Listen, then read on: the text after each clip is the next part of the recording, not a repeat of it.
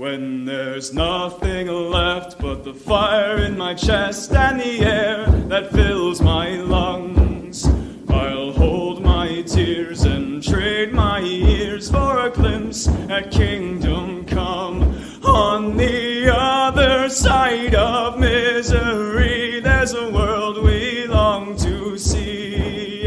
The strife we share will take us there to relief and sovereignty.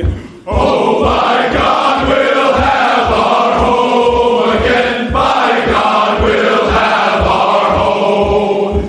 By blood or sweat, we'll get there yet. By God, we'll have our home. In our own towns, we're foreigners now. Our names are spat and cursed.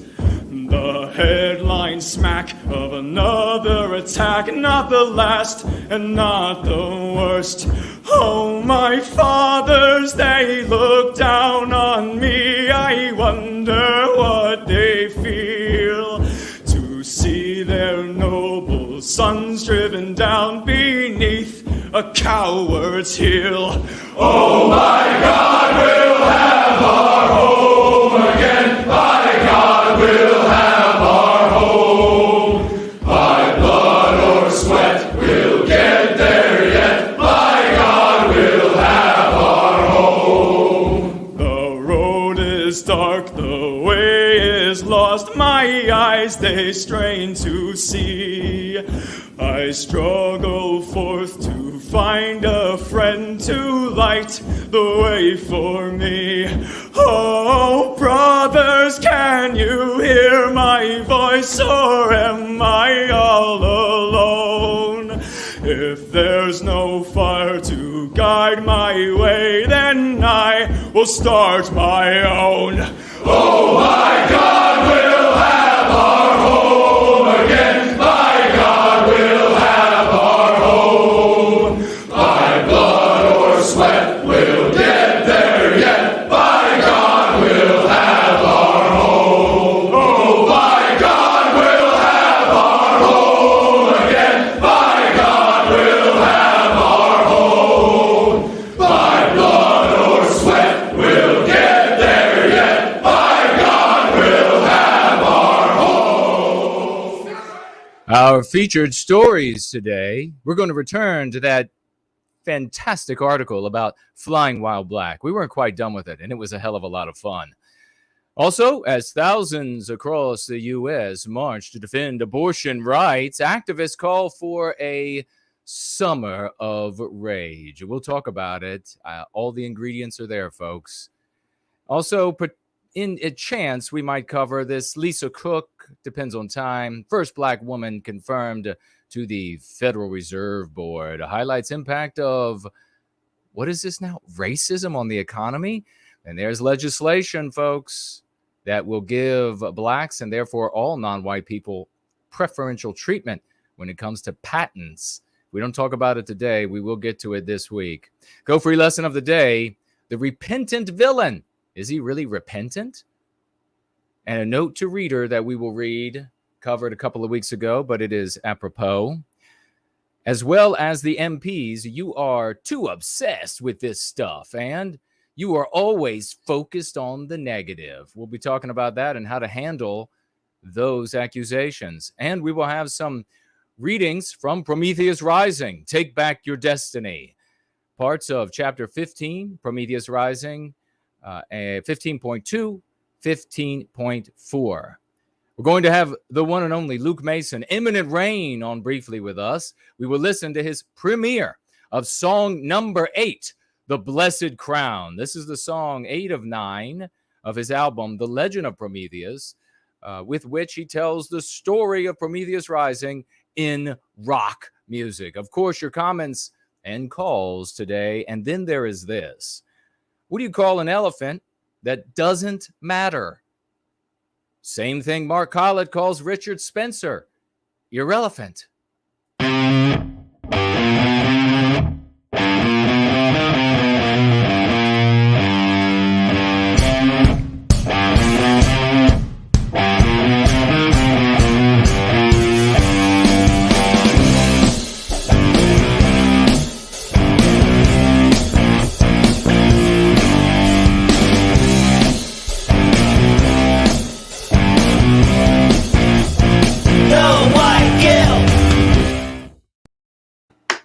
It is just after 5 in the once great state of Virginia, outside Mordor on the Potomac, 7 in Sydney, 10 in London, and midnight in Moscow. We're going free. It's great to see every single one of you. If you can hear me okay, and the mic is working okay, the software is working wonderful, please let me know. Give me some feedback in the live chat to let me know. Great to see everybody who is with us on YouTube, D Live, Odyssey, and wherever else you may be joining us. You are all wonderful people. You're the best of your communities, the best of your families, the best of your provinces, states. You are the best of your continent. You are the best of Western kind. And that's why you're here in service to white well-being. I love every single one of you.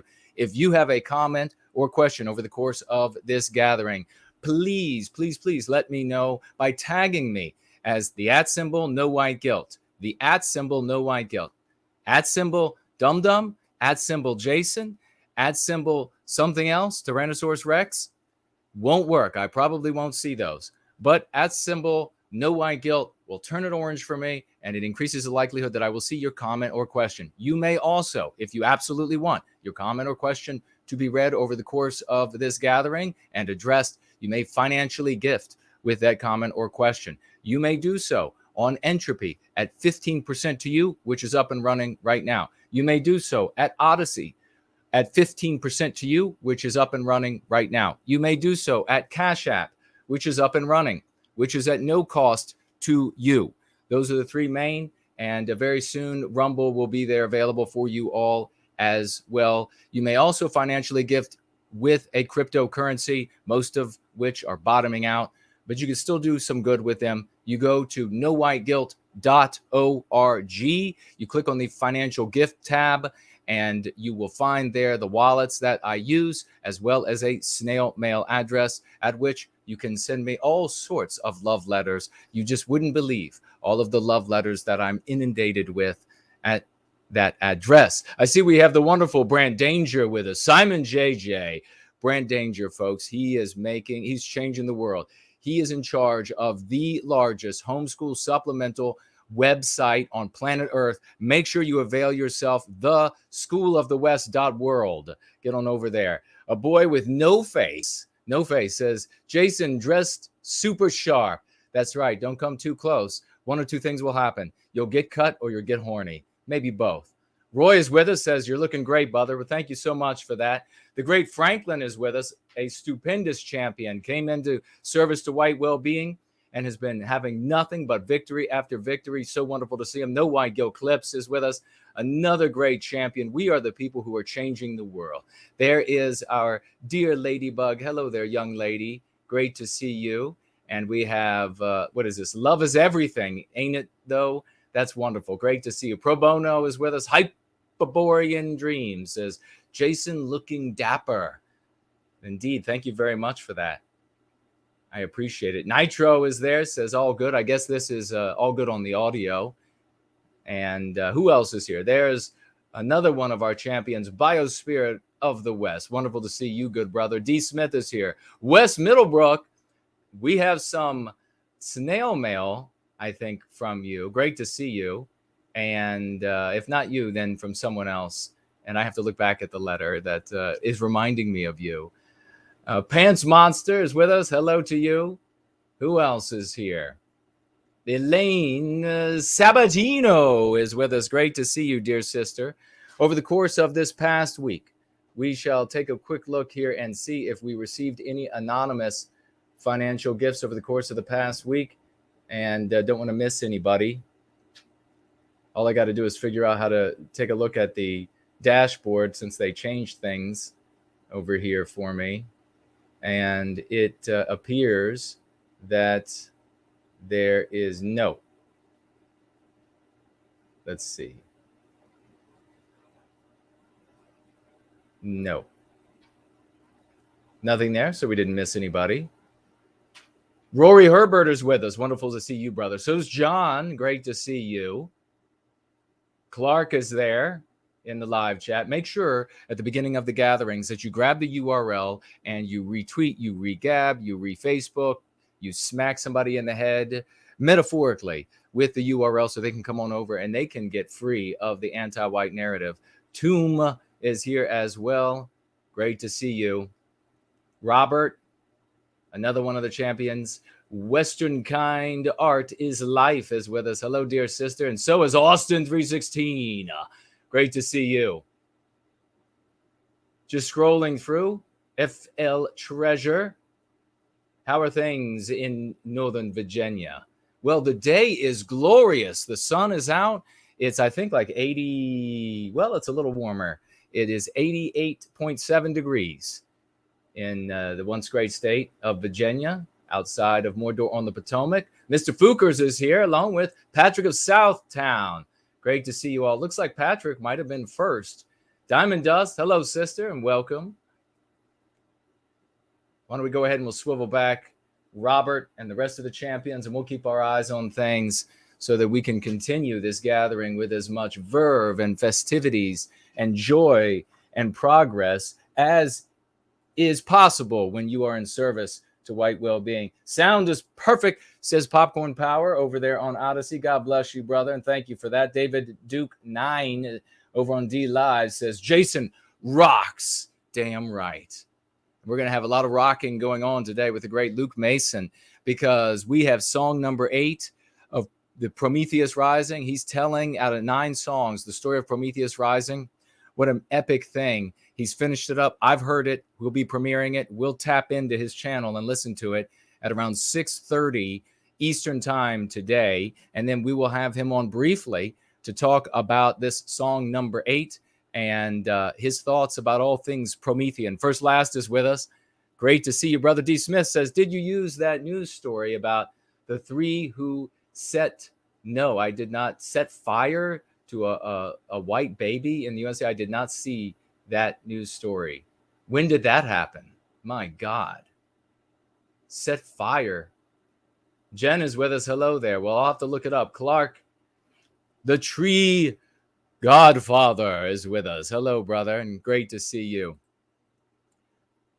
All right, Entropy, everything is up and running. So we're going to take a step over and have a look at this wonderful article. We were having a lot of fun with it, and I wanted to finish it because we had to move on last week. We were a bit behind on schedule. Promethean Promulgation, wonderful to see you. Yes, he says, Promethean Promulgation astutely, correctly, brilliantly says, didn't see it because it is a hush crime. And that is one of the MCs that you are taught here in Going Free. This is what we refer to these things as when these stories are not out there in the public's face, written in the sky. If this were reverse, it would be, of course, in everybody's face. And it should be, because it's monstrous. But since it was perpetrated by non-white people on white people, then it will be buried underfoot. It contradicts the anti-white narrative. The point here is not the hypocrisy. The point here is to infuse the lexicon, the Going Free lexicon, into the conversation with those that you are trying to bring over to Going Free, or those you are trying to defeat and debate for the demonstration of others who will then come over to Going Free. The point then is to infuse hush crime. It is empowered with premises that you are unable to see, but rest assured, it empowers you as the user to be victorious in that conversation, and you will indeed. Thank you very much for pointing that out. Promethean Promulgation. Beer Hall Pooch is with us. Hello, brother. Jay is with us. He says, I guess what? Anti-whites are out in full force, blaming whites for a Boston shooter. Oh yes, we'll probably touch upon that. I see what you're saying. Hairway is here. Hairway to Stefan. Rory says, I submitted my UK tax return today. Turned out that I owed £14. Interesting amount. Well, they picked that for you, right? That's how that happened? We always have to pay our lives away here. But we're going to jump back into this story because it was so much fun. And we're already nearing the bottom of the first hour. This first story, where did we leave off? One that has been rigged, inequitable, schooling, redlining, voter suppression, to name just a few schemes to fix white people as the highest caste and concomitant to keep everybody else and their mama circumscribed as a lesser. We didn't lose the mic when I did that, did we? Okay. Very good. We know that every now and again I throw electricity. Of course, everybody underneath of me knows that's the case. You wouldn't believe how much work it's taken to begin to shake that indoctrination, writes this anti-white, non-white author over here on Esquire, to say, board a plane in the priority line, to when I'm in coach, breach that little curtain when I need to use the lavatory, to do something as simple as recline in my seat without feeling like I'm infringing on another person's civil rights. You're not infringing on their civil rights. In 2016, Harvard Business School professor Michael Norton, a member of Harvard's, and of course, anti-white Central Harvard School, Behavioral Insights Group, co-author Behavioral Insights Group. Okay, Harvard's Behavioral Insights Group. I just get the image of like white people strapped up to electrodes and being shot every time they give a heretical response or have a heretical thought. That's what they would like to do at Harvard's business or behavioral thought. What is it? Harvard's Business School, and it's their Behavioral Insights Group. Co-authored a report on inequality in air travel. My God. Arguing that the presence of a first-class cabin heightens tensions among plane passengers. No, it doesn't. So what's the remedy to that? There's a remedy right now, and it's called a price point. And if you can pay for first class, you get first class because you're paying for extra things. That's how this works. So I'm going to assume as we move forward in this article that the remedy that they're going to give is non-white people just get to have first class because they're non-white. Quote, we're all aware there's inequality in the world, and we see inequality within our everyday lives. Yeah, like when you step up to a urinal. Norton explained to me in an interview. But when you have these microcosm environments, we're all going to the same place. We're all going to be on the plane that same amount of time. Well, maybe they're going to push you out the back. Maybe that's where you're going to have a parachute and you're going to be pushed out. So you won't have to be in the plane the same amount of time. We're all going to the same place. You can really feel the inequality. Pay for it then, Norton. Pay for it. Good grief. You want first class? Pay for it. You can literally see it being shut off by the curtain. So I see. So whatever it is, comes right down. Can this get any clearer? Ladies and gentlemen, can it get any clearer that this is about victimizing Western kind, white erasing Western civilization, taking from you anything that you will be dumb enough to allow them to take from you? Just lower your fists, feel that white guilt. This is why saying no white guilt is such a revolutionary statement, because you are saddled with it at birth if you're a white person. So it is to say no white guilt is to say, I do not accept the identity that you have placed upon me. That's the most revolutionary thing you can say. If you were to say something else, if you were to not address that first and foremost and say, I am something else, because you think a statement like that is going to be more powerful than rejecting the identity that's forced upon you, you are saying that you are something else while still burdened with the identity that's been placed upon you. You don't have to understand how this works. It just works. Look at it working everywhere for us. Look at it working year after year after year for me and the folks who implement it in their lives. You please stop talking. Maybe you're a mechanic, and I'm not going to come and tell you how to build a rocket engine or whatever it is, because I don't know how to build one. So when it comes to recapturing the destiny of Western kind, the best thing to do is to zip it. Never mind what the good book said about the meek inheriting the earth. First-class traveler is another blatant example of how white folk have usurped the world they wanted. Okay, sure. Maybe you mean we created the world that we live in? That's what white folk did. We created the world that we wanted to live in, and then we allowed everybody to come in. And now we're being told, oh, it's unfair.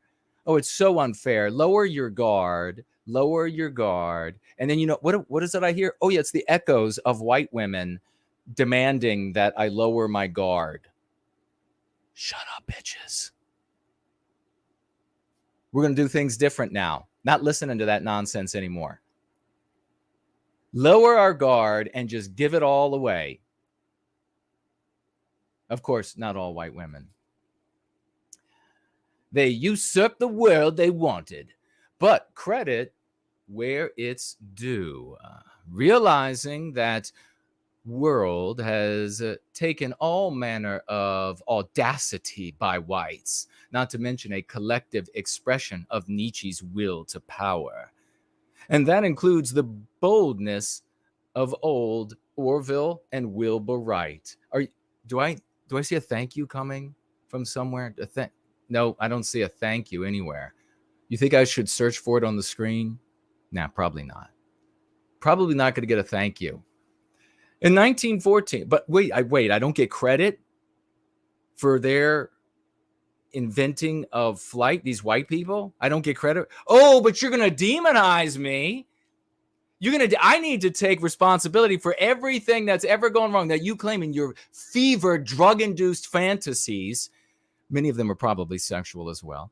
Fever, drug-induced fantasies about Western kind.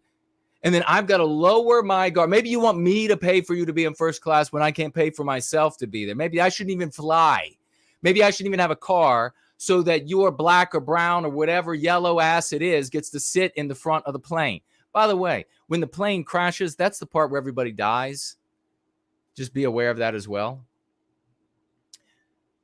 In 1914, just 11 years after the Wright brothers' historic achievement, a pilot carrying a single passenger for the St. Petersburg-Tampa airboat line completed the world's first commercial flight. In the post-World War I days, is that right? Uncle Sam began selling off warplanes for the relative low. While most airlines had turned profits carrying not passengers, but mail for the Postal Service, that changed as aviation technology improved and public interest grew. Before long, planes were flying people more than mail, like my white ass. They put my white ass in the back. No frills for this white ass. In time, 1955, but I thought I was white and I just got it on top of everybody else. Oh, no, you see, this is equity. This is where they wanted to go, Jason. This is where they wanted to go, that no white person could have it better than any non-white person, because if any white person has it better than any non-white person, well, then racism, discrimination. It's where it was going to go all along. TWA began selling first-class service on one of its planes, an offering back in 1955 that evolved to feature luxury approximating today's best business class. Recall that was 1955. Oh, I'm getting ready. I'm assuming we're going to we just hit the bottom of the first hour, and I am assuming now. Do you want to assume with me that we're about to get some kind of disgusting history lesson about anti-whiteism, where they're going to tell us, oh, white people so evil year after year after year? Feels like it, doesn't it? I mean, we've been browbeaten with it from birth. So it's kind of easy to see coming at this point. Recall, that was 1955. The same, oh my God. My God, how many times do I have to hear this? The same year, Rosa Parks' backseat refusal kicked off the Montgomery bus boycott. You know what? Rosa Parks. That's what I have to say. Fuck her and that story to hell. I'm sick of hearing about it. Since I was a baby in elementary school, I have had to hear this story again and again and again and again. You know what? I wasn't the one. I wasn't there. And millions and millions and millions of white people weren't there preventing her from sitting in the front seat of buses built by white people, invented by white people, a bus line owned by white people, rubber for the tires made by white people, lug nuts made by white people, metallurgy, white people, electronics, white people, paint on the roads, white people, asphalt on the roads, white people, concrete in the parking lot, white people. I wasn't there when all the white people invented and built all that shit and then said, you know what, you can get on, but you have to sit in the back. And then they had to just fight their way to the front. So Rosa Parks,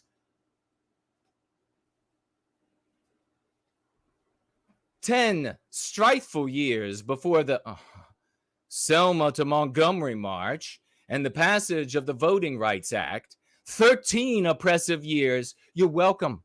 You're welcome for giving you the Voting Rights Act. I don't hear a thank you, though. Let me see. You're welcome for the Fair Housing Act. You're welcome. I see a bunch more complaining that we gave you things, but you're welcome. This is how, I mean, talk about a good guest. Talk about a person you bring in. You're like, hey, you could stay in my house. You go, why don't I get your master bedroom? Why don't I get your wife? You know, I feel like this is like some sort of Guido kind of character from the movie, from the movies. It comes up, he's like, hey, I like you. You know, you let me have your bedroom here, but what about your wife? How about I give you lead poisoning? Metaphorically, with a pencil. Though airline travel itself was regulated by the government, making de jure discrimination illegal, airports were under municipal and state jurisdictions, which allowed many of them, in particular southern ones, yeah, come after me, come on, come out, take your best shot, to enforce Jim Crow injustices. Oh, you mean the things that we didn't just automatically give everything over to you? We said, oh, you can come in, but you can have this much, and you can come in, you can have that much. I wonder, where are the other nations on earth that do that? Where are the other nations on earth that say, oh, come in, other population, you can just have all of that. That can all be yours. And then the population is coming is like, well, why don't we get all of it?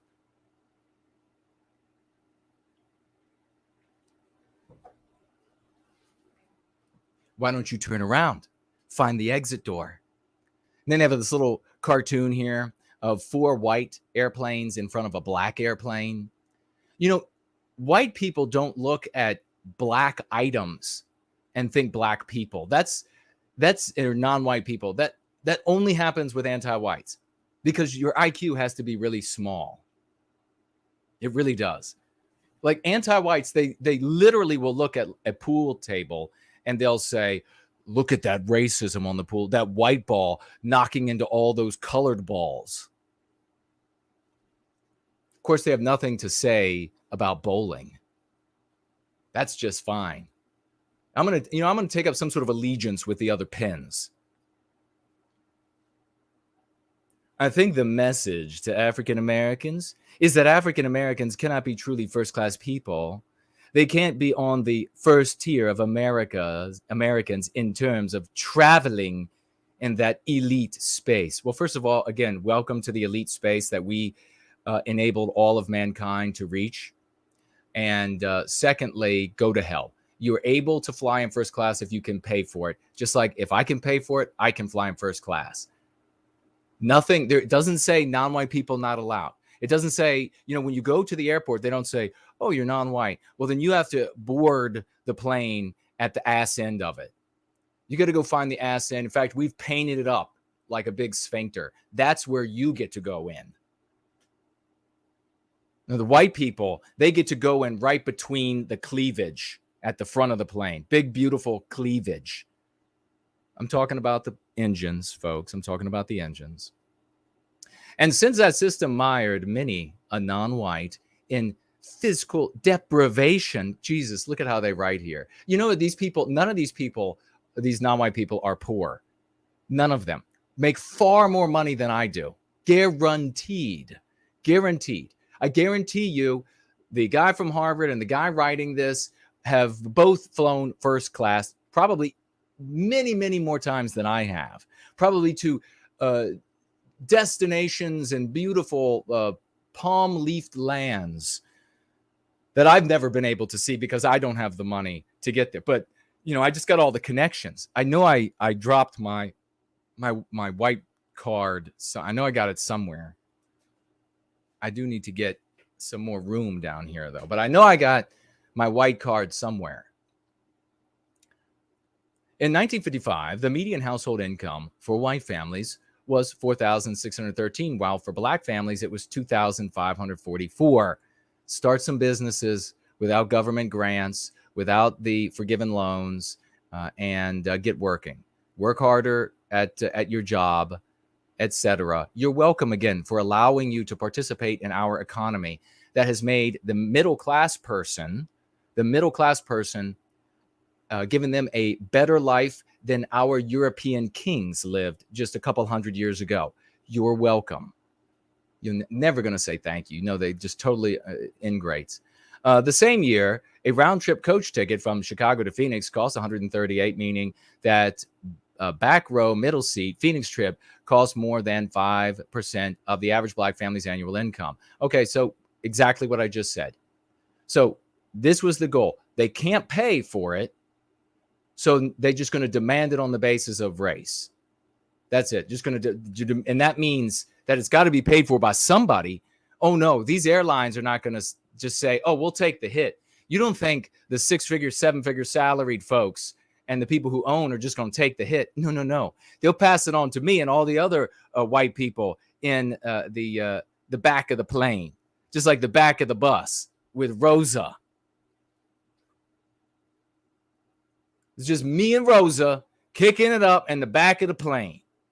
Coach, baby.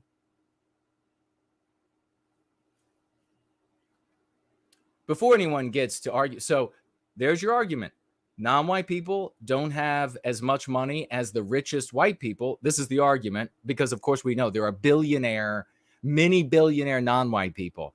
There are, it's seemingly uncountable. They just keep coming into, every year there are more multi-millionaires. We're talking about centa and deca-millionaire non-white people in America and across the West. But since they're all not there yet, since they're all not there with the richest of white people, well, it's discrimination. And you middle-class white people are going to have to pay for us. Let's see. Last year, a black software developer and 9 friends flew first class. Okay, here comes one of these anecdotes. Always with the anti-whites. It's always another anecdote. I know somebody who knows somebody. Sure. How about some data? Well, we don't have that, and it's racist to even demand data from us. For instance, last year, I know of a black software family. They had 9 friends, and they flew first class for a girls' trip. Wait a second. You've been saying all along that blacks are not allowed to be in first class. And now you're telling me that 10 of them were in first class in your anecdote? Are you aware at all of how dumb you look? Let's move on. I want to get to the next story because we're already 20 minutes out of the top of the hour. Let's see. And then we have another, for instance, here comes another anecdote, I guess. Last year, R&B singer Life Jennings. Wait. How is this Life Jennings? He's an R&B singer, and he's a first-class passenger as well. So where is he making his money? Is he a millionaire? Is he black? He was questioned. Question.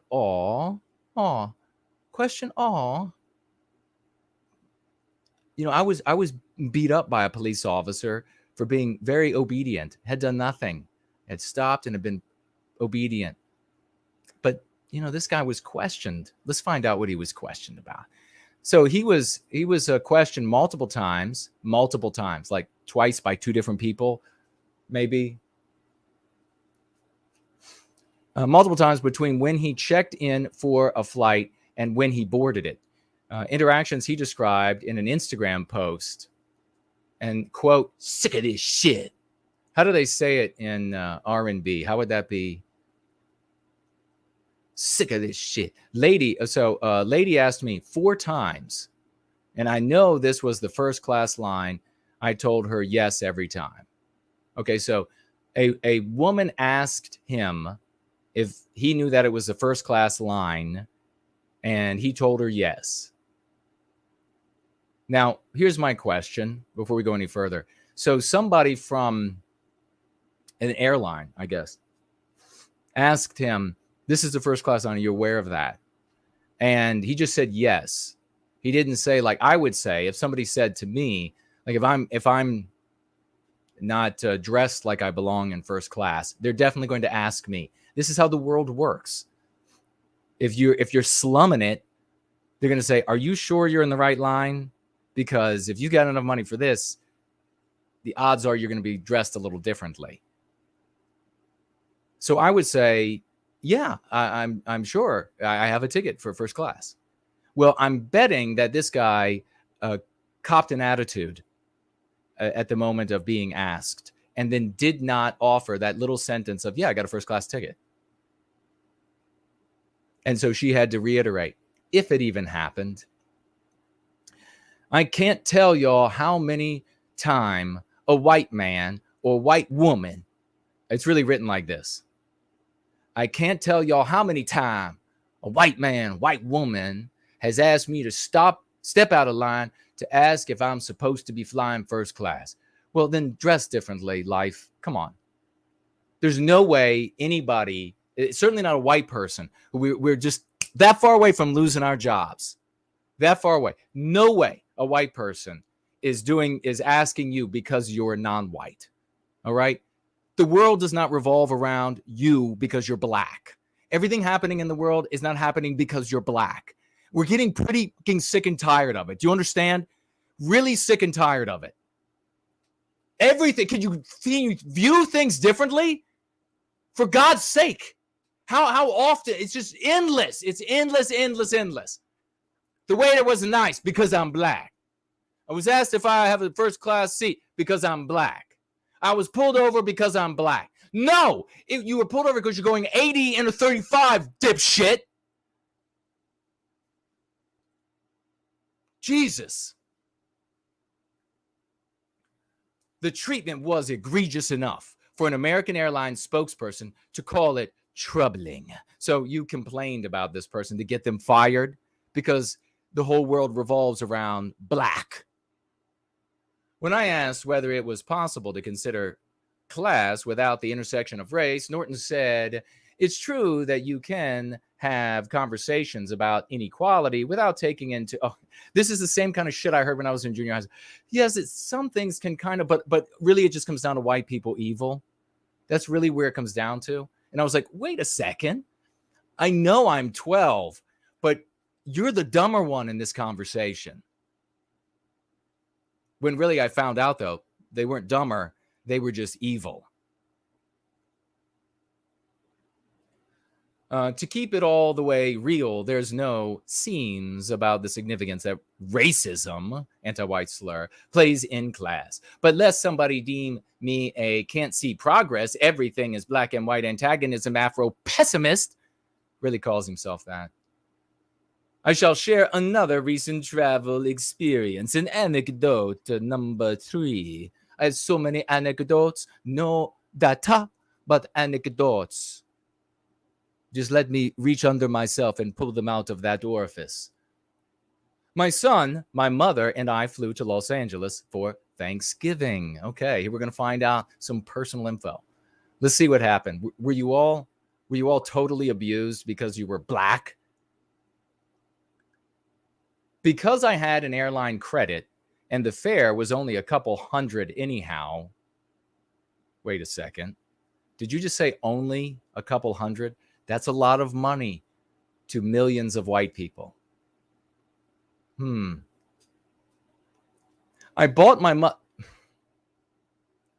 because I had an airline credit and the fare was only a couple hundred anyhow, I bought my mother a first class ticket. You mean they let you buy first class when you're black? Kind of disproves your entire argument. At the airport, my son and I fortuned upon upgrade. Are you fucking kidding me? You're black. The ticket was only a couple $100. You said only a couple $100. It's a lot of money to most white people. You bought your mother a first class ticket, and while black and at the airport, you fortuned upon upgrades?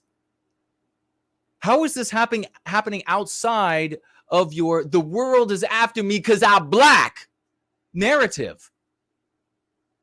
You are such a fucking liar. God, white people, wake up. During boarding, I led us through the priority line. So you went through the priority line while the white guy is standing in the get your ass in coach line. Okay. I led us through a priority line, trying my best to make it look natural because, as a black person in the priority line, sometimes people will just blow you away. Sometimes they'll just tackle you and drag you off from the airport. Trying my best to look natural. And onto the plane, feeling something akin to what I imagine the average middle caste white dude does. Oh, that's cute. Yes. Yeah, the middle caste white dude. That's how we all feel. Middle caste white dude. Seated, what an anti-white piece of shit this guy is. Really. Seated, I looked around, relishing the fact that my family comprised the most black faces I could remember seeing in first class. You're a liar. And you can't even, you needed to keep your story out of this because it totally undermined your argument. Never mind that it was only a 40-minute flight fueled by the happy satisfaction. I slapped a palm on my son's shoulder in a bad attempt to elicit even fleeting enthusiasm. My God, son, we have made it to first class along with all the middle caste white dudes. I can feel the heart beating in my chest now. In a bad attempt to elicit even fleeting enthusiasm, said, "We're flying first class. How about that, son?"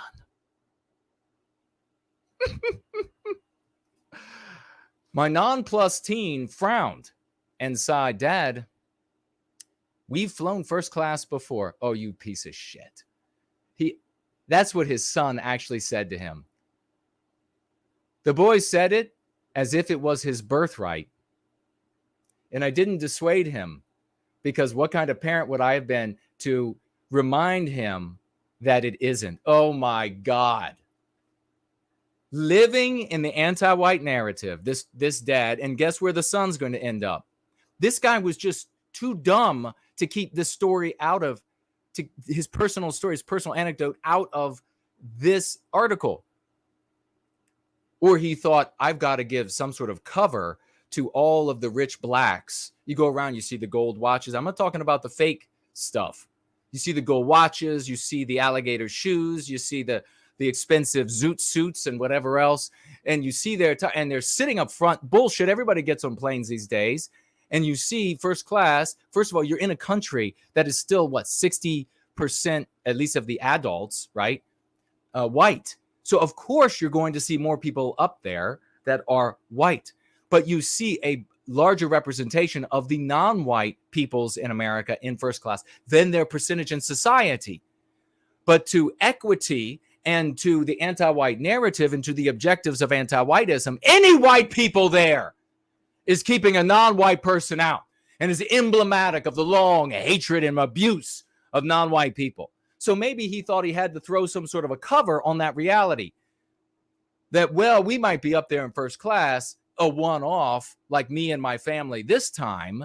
And, well, my son, like a lot of the non-white people out there, act like it's their birthright. They deserve to be in first class. But in reality, I have to break it to my son. He's just naive. This is not the real world. The real world is the fucking fiction of the anti-white narrative.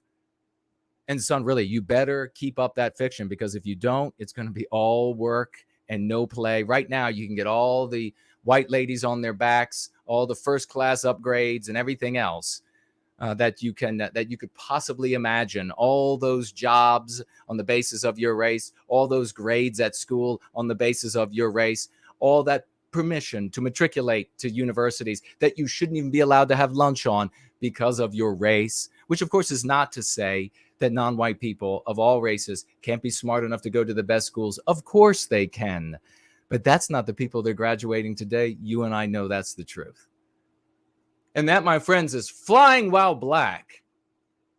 And we're going to jump right into, with the remaining minutes, we'll go a little bit over the top of the hour, and then we'll have a short break. We'll come back. We'll talk a little bit more, see what you all are saying, and then we're going to get ready for Imminent Rains, Song 8. Nothing like this is happening across the white sympathetic sphere. Not in any circle in the white sympathetic sphere do you have so many people come together of so many various talents.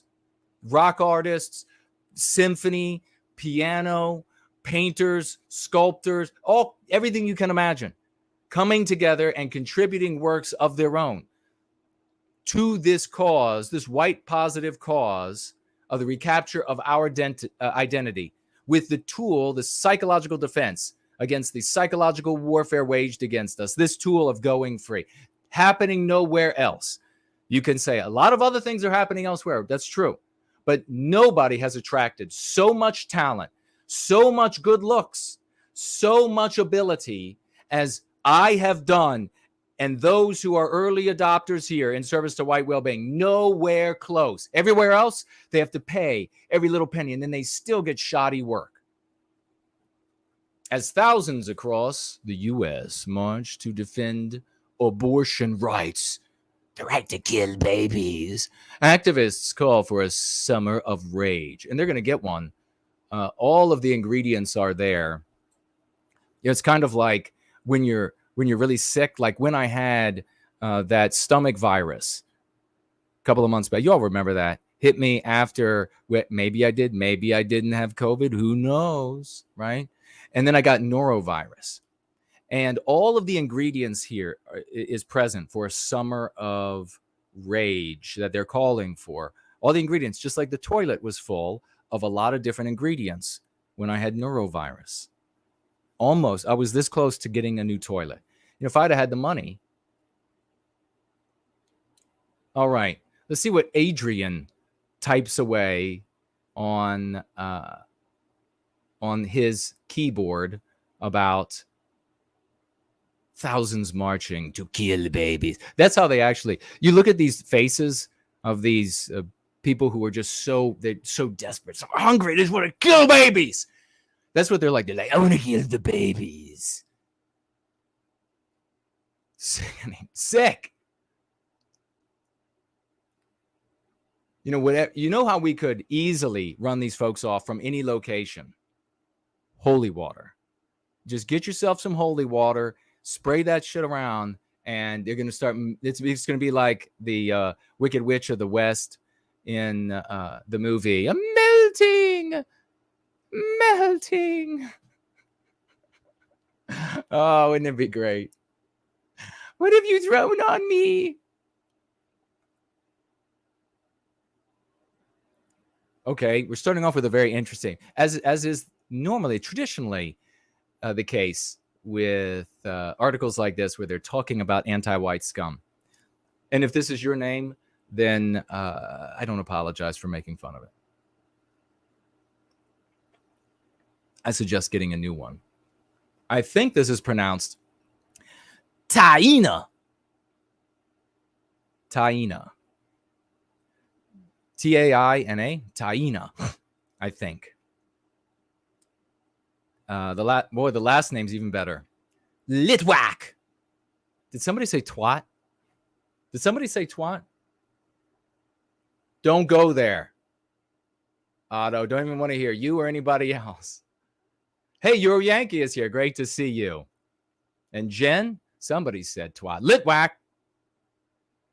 Got an abortion in 1974. Taina. Litwack. Got an abortion. Whacked the baby inside of her in 1974. 17 years old at the time. She had her boyfriend's mother drive her from Connecticut to New York, where she murdered the baby without her parents having to approve it. Then, just a few years later, Ms. Twat, Miss Litwack's own mother, also had an abortion. Wow, runs in the family. I guess possession by devils is genetic. If they had lacked the right to make those decisions, and make no mistake, folks, when these people come out that are just feverishly hungering and arguing for the right to end the life of a baby inside of them, these are not folks who are saying, reasonable people who are saying, well, if it's a rape or it's an incest or the mother's going to die or the child is horribly deformed or something like this, and they're calculating all of the ramifications moving forward. This is not one of those people, which I think are most people when it comes to this topic. No, this is somebody that is happy about being able to kill them at birth, after birth, whatever. So that's the kind of people they are. It's my opinion. And CNN will give you a full account of them. But you need only look at them scream. Look at them shriek like the banshees they are, the harridans they are. If they had lacked the right to make those decisions, Ms. Twadlikwack said as she stood in the crowd at an abortion rights rally in Washington, the consequences could have been severe. Okay, well, first of all, how many times? Well, let's find out first. We'll see, because I'm curious about, I've seen this many times when it comes to these sorts of people, the kind of arguments they make. We'll see. Quote, I might not have ever gone to college, and I got laid there like you wouldn't believe. I got drunk and high so many times, I would have missed out, said Ms. Twat. And I didn't want a child then. I'm a mother of two now. Oh, boy. She's a mother of two now. Just imagine what it would be like to be the children of this woman. And my children are my pride and joy. They're totally confused about what sex they are and what they want to have sex with. But I had them when it was the right time, she said. The right time. You know, you shouldn't have been, if it wasn't the right time to have children, you probably shouldn't have been having sex. That's what people need to learn. Responsibility.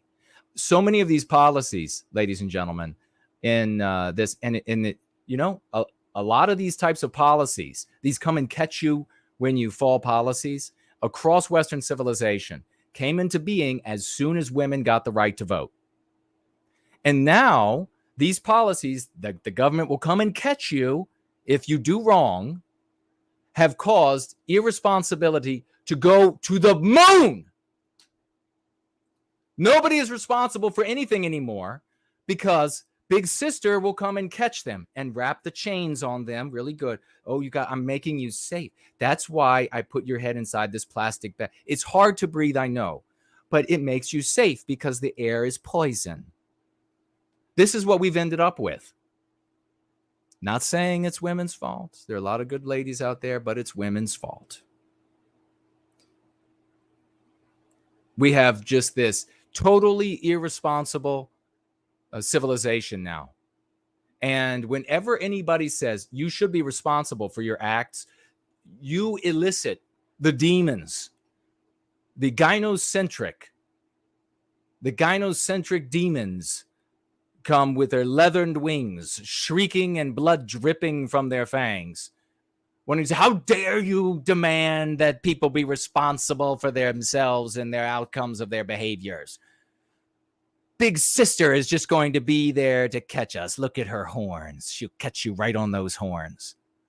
Many points on the top of her head. Litwak. It's another word for possessed in Hebrew, I think. I might not even have gone to college, she said. My mother, here, I knew it. I knew it. My mother was 55 when she got pregnant and had an abortion. Bullshit. I want to see the paperwork. You know how many times I've heard it's impossible. It is impossible. I have heard this from these folks dozens and dozens of times. They all have a mother or grandmother that got pregnant at 55, at 65. And then if she couldn't have an abortion, I'd have lost my grandmammy. Bullshit. Just like the anecdotes for the other anti-white story, Flying While Black. Same thing. No evidence contrary to the claims, but you have a personal anecdote. How dare you challenge her anecdote, Jason? Women are right, and so are all non-whites. Just whatever they say goes. Don't make Big Sister come and impale you. No, honey, I'm the one who does the impaling. Let me assure you of that. And then Big Sister just got real horny. All right. Mother was 55 when she got pregnant. Wow. When she had an abortion, a pregnancy that at that age could have been dangerous. The Washington rally, dangerous in the sense of like a car's tire blowing up. The Washington rally was one of hundreds across the United States on Saturday, part of the day of protest against a pending Supreme Court decision that is likely to end nationwide abortion rights in America. A draft of the ruling leaked last week shows 5 conservative justices are prepared to overturn Roe versus Wade. Of course, they say conservative justices. In the anti-whites' mind, this is absolutely how it works. Just like they see judges as politicians. Same thing for them. The 49-year-old decision that legalized the procedure in the U.S., 24 states are preparing to ban abortion if that happens. Well, show me, name the states and name the bills. You have none to name? Okay. Some states are mulling going further with legislation that could make it a criminal offense to receive an abortion. Again, show me the bills. Show me where that's written. You don't have it? Well, then that's an interesting claim. And that could also outlaw some of the contraception and crack down on charitable groups that help, people get abortions across state lines. The, quote, bans off our bodies, close quote, protest could foreshadow the role reproductive rights will play in November's midterm congressional elections, as the Democrats try to preserve their narrow majorities. Could you imagine if you're a Democrat right now, as we just passed the top of the hour and be taking a break in a moment? Could you imagine if you're the Democrats right now? Everything is getting worse. Meat is how far is meat up? Like 15% in price? Everything going through the roof. Gas prices going through the roof. Petrol going through. Food going through the roof. A lot of different kinds of products, even services, of course, that use products, prices going through the roof. Meanwhile, the printing, monetary easing, and all these euphemisms they use of our currency continues unabated. Like it's a bunch of wild crack addicts over there at the printing house, and they're just running them off, baby. Don't let the machines ever stop. Just have the money pour out, and everything, therefore, getting worse. And the Democrats are totally in charge. And they have a senile old fool at the very front of it. And they've got to come up with something, don't they? They've got to come up with something outrageous to get you to vote for them again. Keep us at the public trough. because even though it's so bad, it's going to get so much worse. Women, if this goes through, you're going to have a big manacle put around your neck, and you're going to be. Now, don't get horny, ladies. I didn't say I was going to do it. I said the Democrats are threatening it. I know it's a completely different thing. The manacles around the wrists and the ankles and all of that business. It's the government, not yours truly. In New York, thousands of demonstrators marched from Brooklyn to Manhattan. In Chicago, Amy Eshelman, the wife of Mayor Lori Lightfoot, it's too easy. Warned that the Supreme Court was opening the door to roll back our rights too, including the right to same-sex marriage. Quote, this has never been just about abortion. It's about control. It's about control, she intoned. We want the control over you. Big sister, big anti-white sister. And she smells like fish. And she hasn't been eating fish. Protests took place in other major metros, such as Los Angeles and similar communities, including Lubbock, Texas. In Washington, Women's March Executive Director Rachel Carmona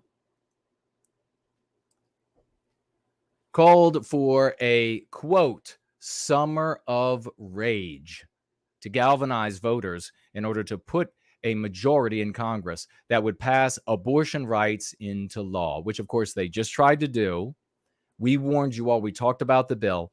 It failed by, a vote or two? And now the anti-white Republicans are going to participate in the rewrite so that they can, along with Democrats, codify it into law. That's the anti-white rhino Republicans. That's what they are. They're just going to participate in this. Good for them. So they're calling for a summer of rage as we are seconds away from 10 minutes after the top of the hour. And this is a demand that's being made across a number of these different victim groups and non-white, anti-white victim groups. They're demanding another summer of rage. So the gears are turning. Does it mean it's absolutely going to happen? Not absolutely. But you have the fanatical demons coming out of the woodwork that support the right to murder babies. They're coming out of shrieking like the demons they are. You have other people of different victim groups who are like this woman married to Lightfoot coming out and saying, oh, it's our victim group too. It's our anti-white victim group too. And if this goes through, then we're going to lose our privileges because they're perquisites. That's what they are, right? And of course, then you have different groups that are going to be angered about the killings of non-white people, and rightfully so angered there. And you also have everybody, all of these anti-whites who could conceivably get out into the streets, burn things down, anti-white terror troops in the street. All of these people, many of them are suffering as a consequence, like the rest of us, the ones who work for a living, as opposed to those who vote for a living. Many of them are suffering the consequences of inflation, of prices going up for petrol, prices going up. And these are people, many of all races, who are anti-white and vote for a living. These are people who don't necessarily exhibit the best restraint. They don't necessarily exhibit the best decision making capabilities, even in the best of times. So when things are quite bad, when maybe they can't get baby formula, or they can't get the Doritos they want, or the Cheezies that they want, or whatever it is that these people eat, whenever they can't get those as easily as they normally do, they're going to become even more agitated. And then in a more agitated state, it is more likely that they will heed calls to summer of rage coming from leadership in the anti-white Democrats, anti-white Democratic Party, and anti-white authority structures in all of these different anti-white victim groups. So we need to be prepared. You need to be ready for the possibility. Whatever that means for you, wherever you are. Maybe it means nothing. Maybe you've already done all of the preparation because you're not in harm's way where you are. But rest assured, we know who's going to pay for it, just like we're paying for what they did 2 summers ago, right? Let's look at the time. All right, we're going to take a break here. I guess we could drop it off there at the Summer of Rage by Rachel. Rachel has demanded a summer of rage, folks. I guess in a way that's apropos. We will take a brief break, and then we'll be right back with your comments, your financial gifts, and so much more. Control exactly what people think, and this is extremely dangerous to our democracy.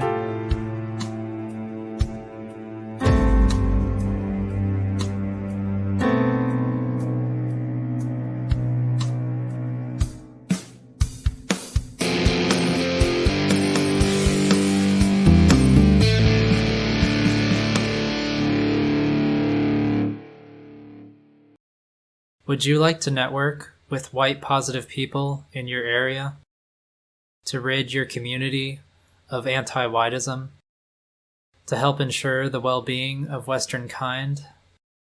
If so, please consider joining or creating a Go Free Club.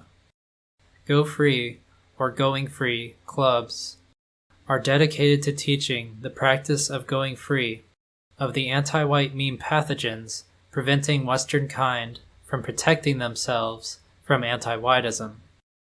By forming clubs, white positive members of a community can help each other to overcome the anti-white propaganda they have been infected with by utilizing the teachings of Jason Kuna's book, Go Free. Go Free clubs have been forming throughout Western civilization since October 2021. If you are interested in joining a club, simply reach out to the founder by email, and they will begin the vetting process to ensure you are white positive and willing to positively contribute to the club. You do not need to provide any identifying information to begin the vetting process, but you will need to meet with a club representative in person before joining an in-person meeting. In addition to joining an existing club, please consider forming your own if you live in an area currently lacking a club. Current clubs may be dedicated to entire countries or states, but as membership grows, clubs can begin to form at the city and town level. Mr. V, the founder of the first Go Free Club, is serving as the leader of the other Go Free Club founders. He will walk you through the process of forming your own club. Please reach out to him at gofreeclub@protonmail.com. Please help us to ensure the well-being of Western kind and Western civilization. Thank you. Drowning in the argument, the anti-white says, what exactly is anti-white? You have got to be animated with the righteous passion of reclaiming our destiny. We are the heroes of this era.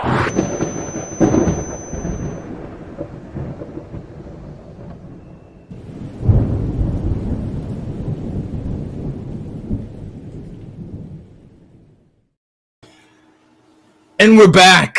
Going free. Great to be here with you all. What are you all saying? What do you have to say? What do you want to say? How do you like the magic window? You can thank the great Fornal and Groundhog Fury for that. And you had some more great stuff coming from Groundhog Fury in just a bit. But we are about 13 and a half minutes out. I will see what you are saying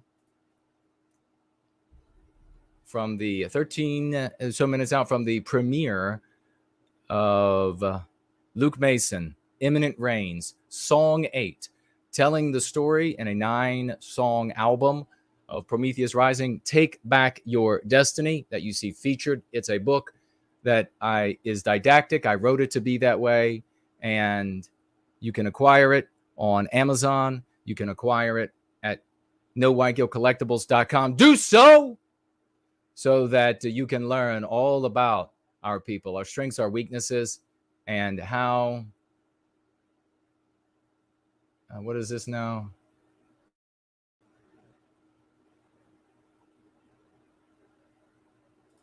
All right. Is Entropy working? I don't see anybody over there. So maybe it's not working. Maybe I should see what I can do about that.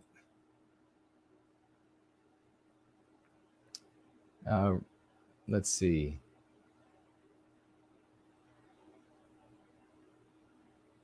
Well,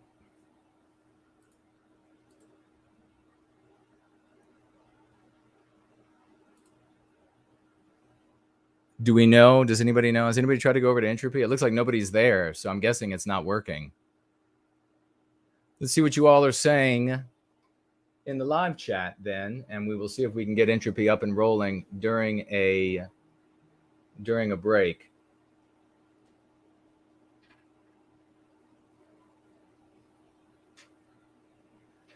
Over here on Cash App, we have a lovely lady.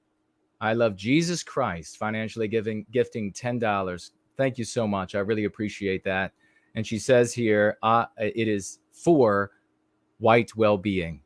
Thank you so much. Fernald says, Entropy says that I am offline, but I am not. So it's rolling over here. So it's very curious. I'll work on it while we're watching the premiere of Luke Mason, his brand new song, which we are very, very excited about, in which he tells the story of Prometheus rising in rock music. A lot of variation. Beautiful. We'll be talking with Luke as well coming up here. And let me see. We got an 07 over there on D Live. Thank you, Fernal. And Dangle is over there. Great to see you. Stay sober, says Tom. It's Popcorn Power says Entropy is not broadcasting. Never see Entropy broadcasting for your shows. I think the only thing enabled is direct paid cash donations for Entropy. Well, they should be broadcasting, so I'll check it out. And that will mean, though, that people may have financially gifted over there, and it's not presented to me because it's not up and running, but it can still go through, and I can still see and read what those are. All right. And we do have financial gifts over there on Entropy. We have the great Dude Bro Moment. Let's get out a raucous emoji, some 07s for Dude Bro Moment, financially gifting $50 US American dollars. God bless you. We really appreciate you, brother. Hello, Jen. Hello, King Elvis. Hello, who has Fat Man, Mr. Fat Man. Imminent Rain is in the live chat, folks. Very exciting. The stars arrived. The great Jerome V is with us. So is Olivia Key. Wonderful to see you, sister. Hyperborean Dream is here. Thank you so much. Dude Bro Moment. He says with that $50 financial gift, which, by the way, when it happens here in service to white well-being, when it happens on Going Free, this gathering, when it happens, it means that these things are testimonials to the success, the proven success, the demonstrable success, not an expected, say, like political success in the future, but the success that Going Free, the practice, has on individual lives and on the world around us, getting both our people and even those who hate us to use a lexicon, concepts that put us in our story where we are the good guys, where we recapture our destiny, the only story that we can win in. They financially gift here these big sums because of success seen, not anticipated success. You see that very often with political or quasi-political groups or movements. You see people give a lot of money, lots, far more than this, because they think that there's going to be some sort of success in the future. And that never materializes, ever, ever, ever. Never materializes. People here financially gifting do so because they've seen the success. They've seen it work on themselves. They see it working in the world around them. They see it changing the context in which we have to live and fight for our well-being. Dude bro moment. God bless you. We have the great Rory Herbert financially gifting $5. Thank you, brother. He says, I took a return flight on the Concord from Washington Dulles to London Heathrow in the mid-90s. I was even invited into the cockpit whilst flying at Mach 2 at 50,000 feet. I'll send you some photos. Wow, that is exciting. You know what's neat about that is when I was a child, the Concord coming in at Dulles was roared. It absolutely roared. And I saw it that when it would come in, it was always tilted way back for that landing. And so the nose was always bent so that the pilots could see the runway. And that's how it looked to me. So when I first saw pictures of it flying and the nose was straight and it was flying straight, I thought, what is wrong with it? That's not how it flies. But yeah, it was quite a plane, wasn't it? I'll look forward to taking a look at those photographs. Yiz, the eunuch and unifier, ladies and gentlemen, is with us. Champion Nonpareil, $5 financial gift. Thank you so much, sister. Weekly folk tithe for white well-being. No special message this week, just thankful for this positive community and the Go Free method. Kip, and a little white heart emoji. Kip indeed, my sister. Kip indeed. And we also have Vincent financially gifting $3. Thank you, Vincent. One of the most evil things anti-whites did is to convince normal people that being pregnant is a disease you can get from having sex. They disassociated reproduction and sexuality to hurt society. Yeah, that's the absolute consequence. You're right. Yeah, it's just this inconvenience for so many women. Oh, got pregnant. Guess I've been throwing myself on my back too many times lately. Thank you all so very much for those financial gifts. And I will keep an eye on those. You can financially gift there, even though it is not up and running at them, or appears to be not up and running.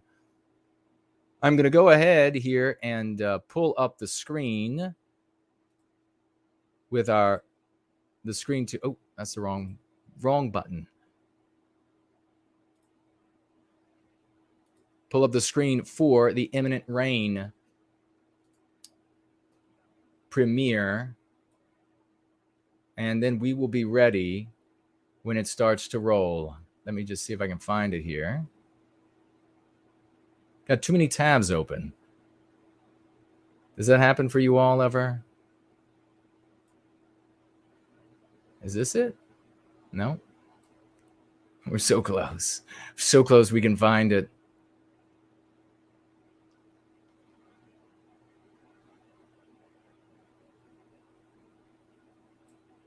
Is that it? No. Well, what in good Lord? Oh, it's up here. There we go. We are ready. There's you're looking at some artwork, original artwork by Groundhog Fury. And this is a part, I rewrite Prometheus, the story of Prometheus. So Prometheus Rising, Take Back Your Destiny is not, it has elements from the original tale, but is quite different. Prometheus is the creator of the Promethean nation, which represents us in the story. And this is a pivotal moment in that tale where you see Prometheus there is hanging from the boulder, and that is King Layson, who has come to free him. So we are now waiting for this. We'll be going, the premiere will be beginning in a few minutes from now. We're going to listen to it. Imminent Rain says, Brother Jason, thanks for helping me share the glorious aesthetic of Promethean metal. Oh, that is awesome. Promethean metal.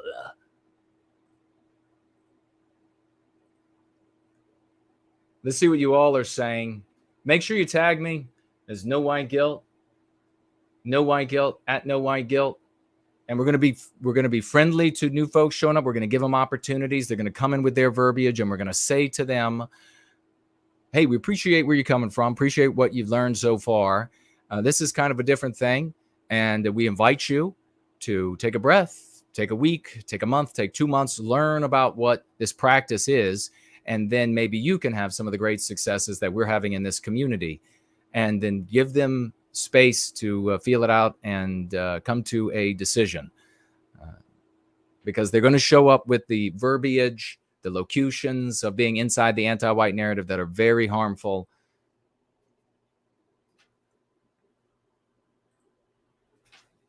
And destructive, therefore. We have over here the great Southern Bloom, financially gifting one of our champions, Southern Bloom, ladies and gentlemen, financially gifting $20 US. She hit the $20 mark. Let's get out those 07s and raucous emojis. Thank you so much, Southern Bloom. She says, for white well-being, and a little white heart emoji. Bless you. Thank you so much for that. We are taking off, folks. We're making it happen. You know, I don't know how many people have to subscribe to the channel before the anti-whites at YouTube will show me a new subscriber, but there's no way it's 1 for 1. It might be 2 for 1. It might be even 5 for 1. This is the Stasi and how they operated. This is the anti-whites. It's how they think. It's how they work. It's what they do. But the subscriber count on the channel and on Twitter and elsewhere is it's going up. It's going up. So people are catching on. Get excited. Get motivated. Get involved. Now's the time to do it. All right. Everything seems to be running well over there.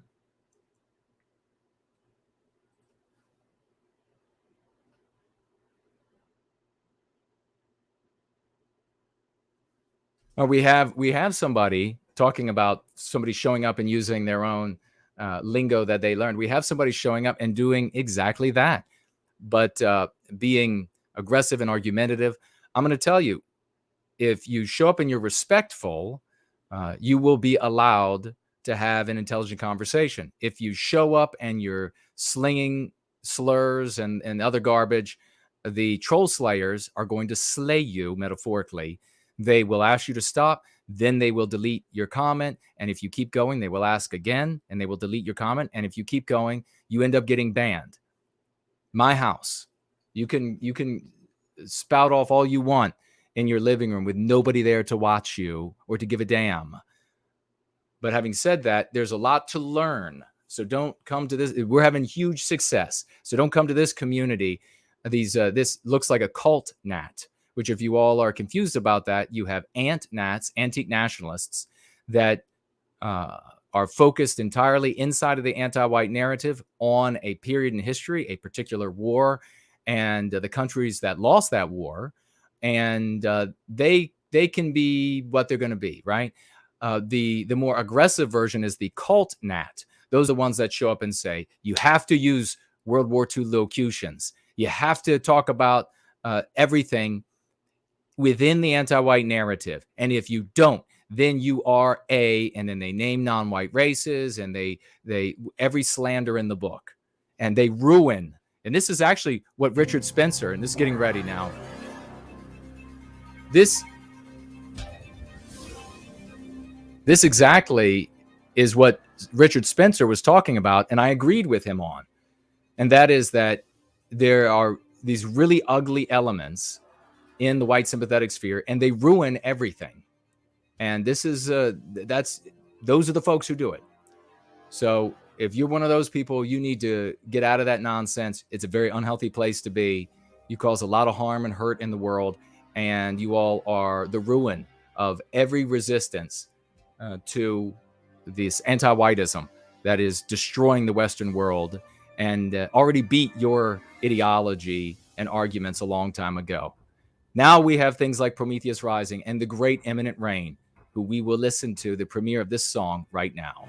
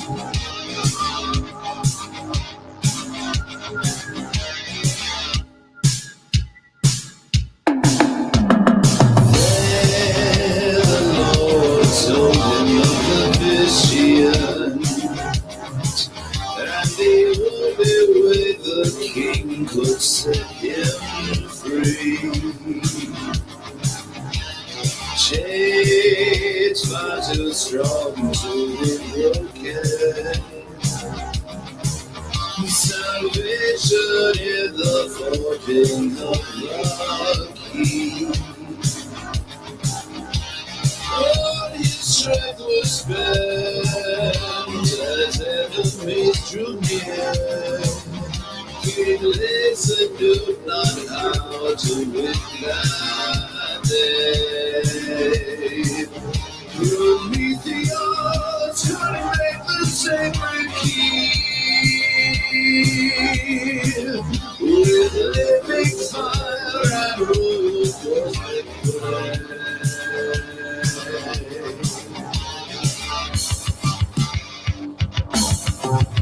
From the sacrifice of heroes, mystery of freedom grows.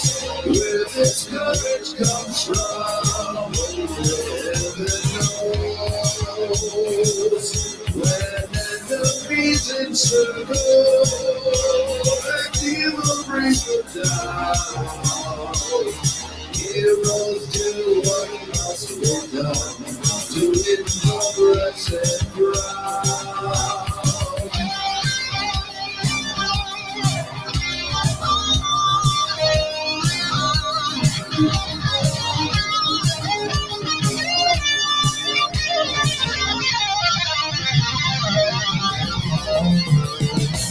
Listen gave his life for his people.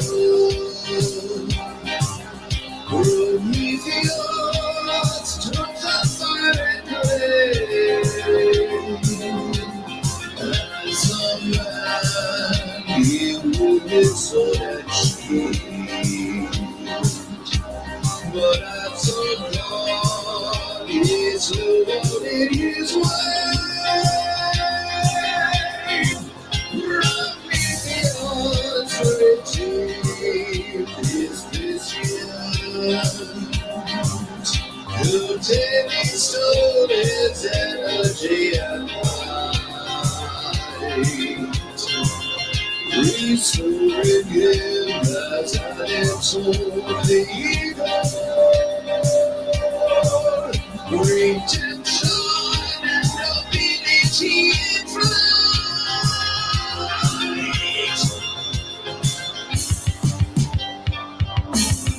From the sacrifice of heroes, the tree of freedom grows. Where this courage comes from, only heaven knows. When enemies encircle and evil brings them down, heroes do what must be done to win progress and crown.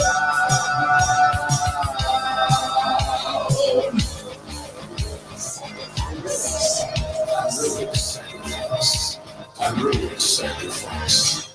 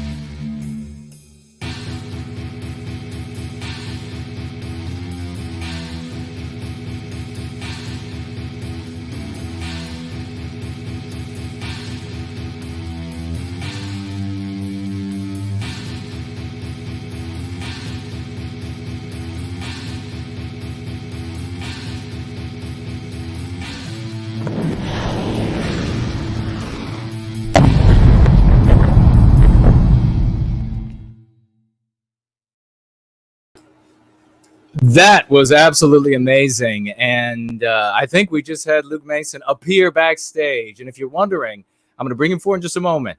Now, obviously, if you stayed here for the totality of the premiere, the sound quality would not have been as good as it is when you purchase this song. And I encourage every single one of you to be purchasing this song. Purchase Luke Mason, Imminent Rain, all the good work that he does, this album and other things.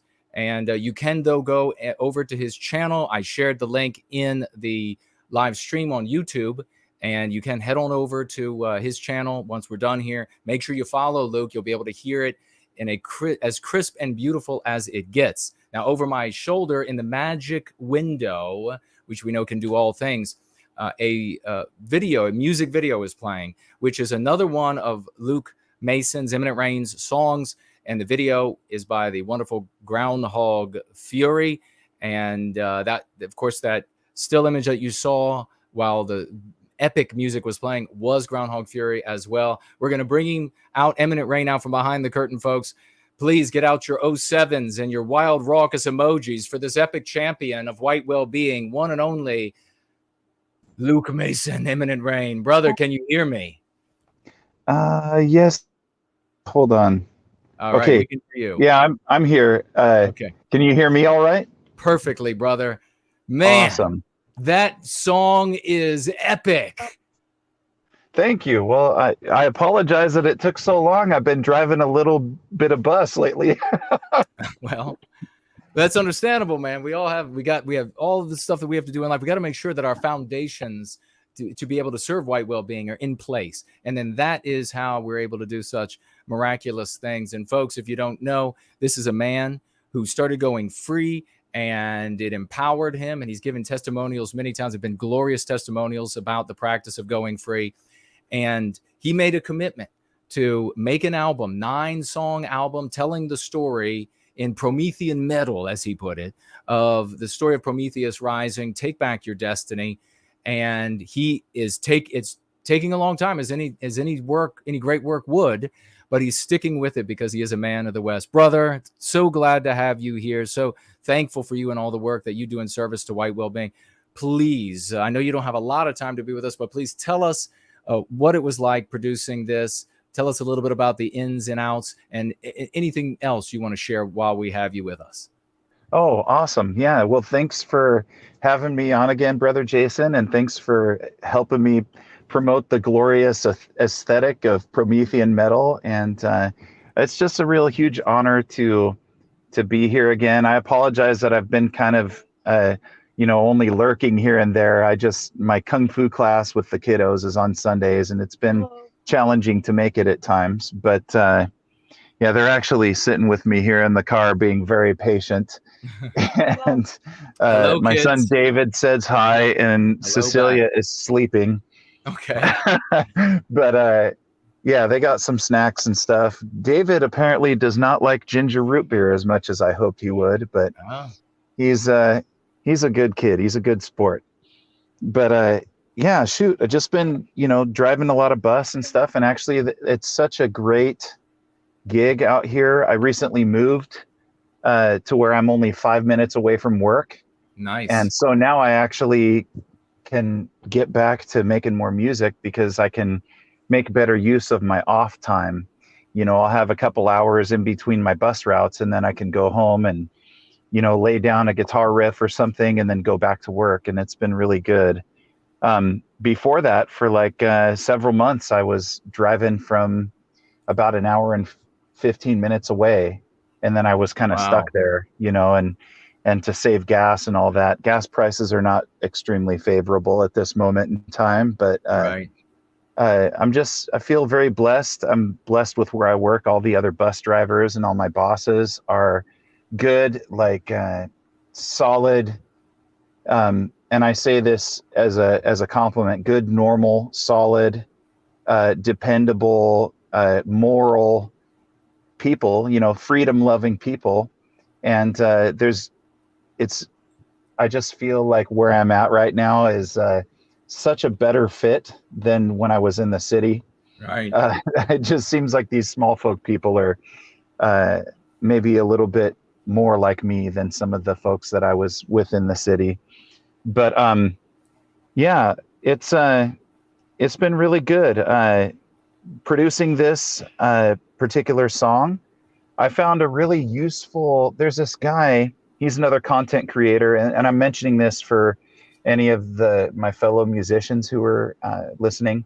But I found this fellow. He was recommended to me by another white positive musician in the North Idaho area, who has a band called Forest King. His name's Tyler. He's great. You should check out his stuff, especially if you're into any of the black metal kind of really fast drums and guitar kind of stuff. Anyway, Tyler's a really sweet dude, and he told me about this content creator called Frightbox, and Frightbox had this EQ and compression cheat sheet, and it seemed like it really helped me get this recording louder and more clear than some of my other ones have been. So I'm just kind of, trying to learn some more stuff. And then also my buddy, I'm sure you know him, bass guitarist. Oh yeah. He has encouraged me to, try out some different amp sims and different VSTs to make the guitars sound better. And that has helped a lot too. The rhythm guitars on that track cut through really nice. They poke through the mix really well. So yeah, bass guitarist and I, we're bros. Like we talk like That's almost great. every other day, it seems like. So yeah, he's been really good to me. He sent me some venison jerky, in fact. Really? And it was really good. I still am working through it, but yeah, it's some good stuff. That is just, I'm so happy to hear. I'm heartened that you are in a better place, and you can work in a way that where you're clear-headed and productive and in service to white well-being.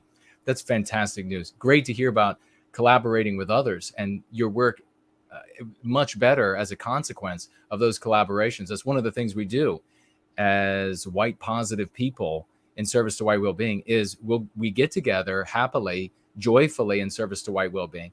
We collaborate. We put our talents together. We don't get jealous over each other.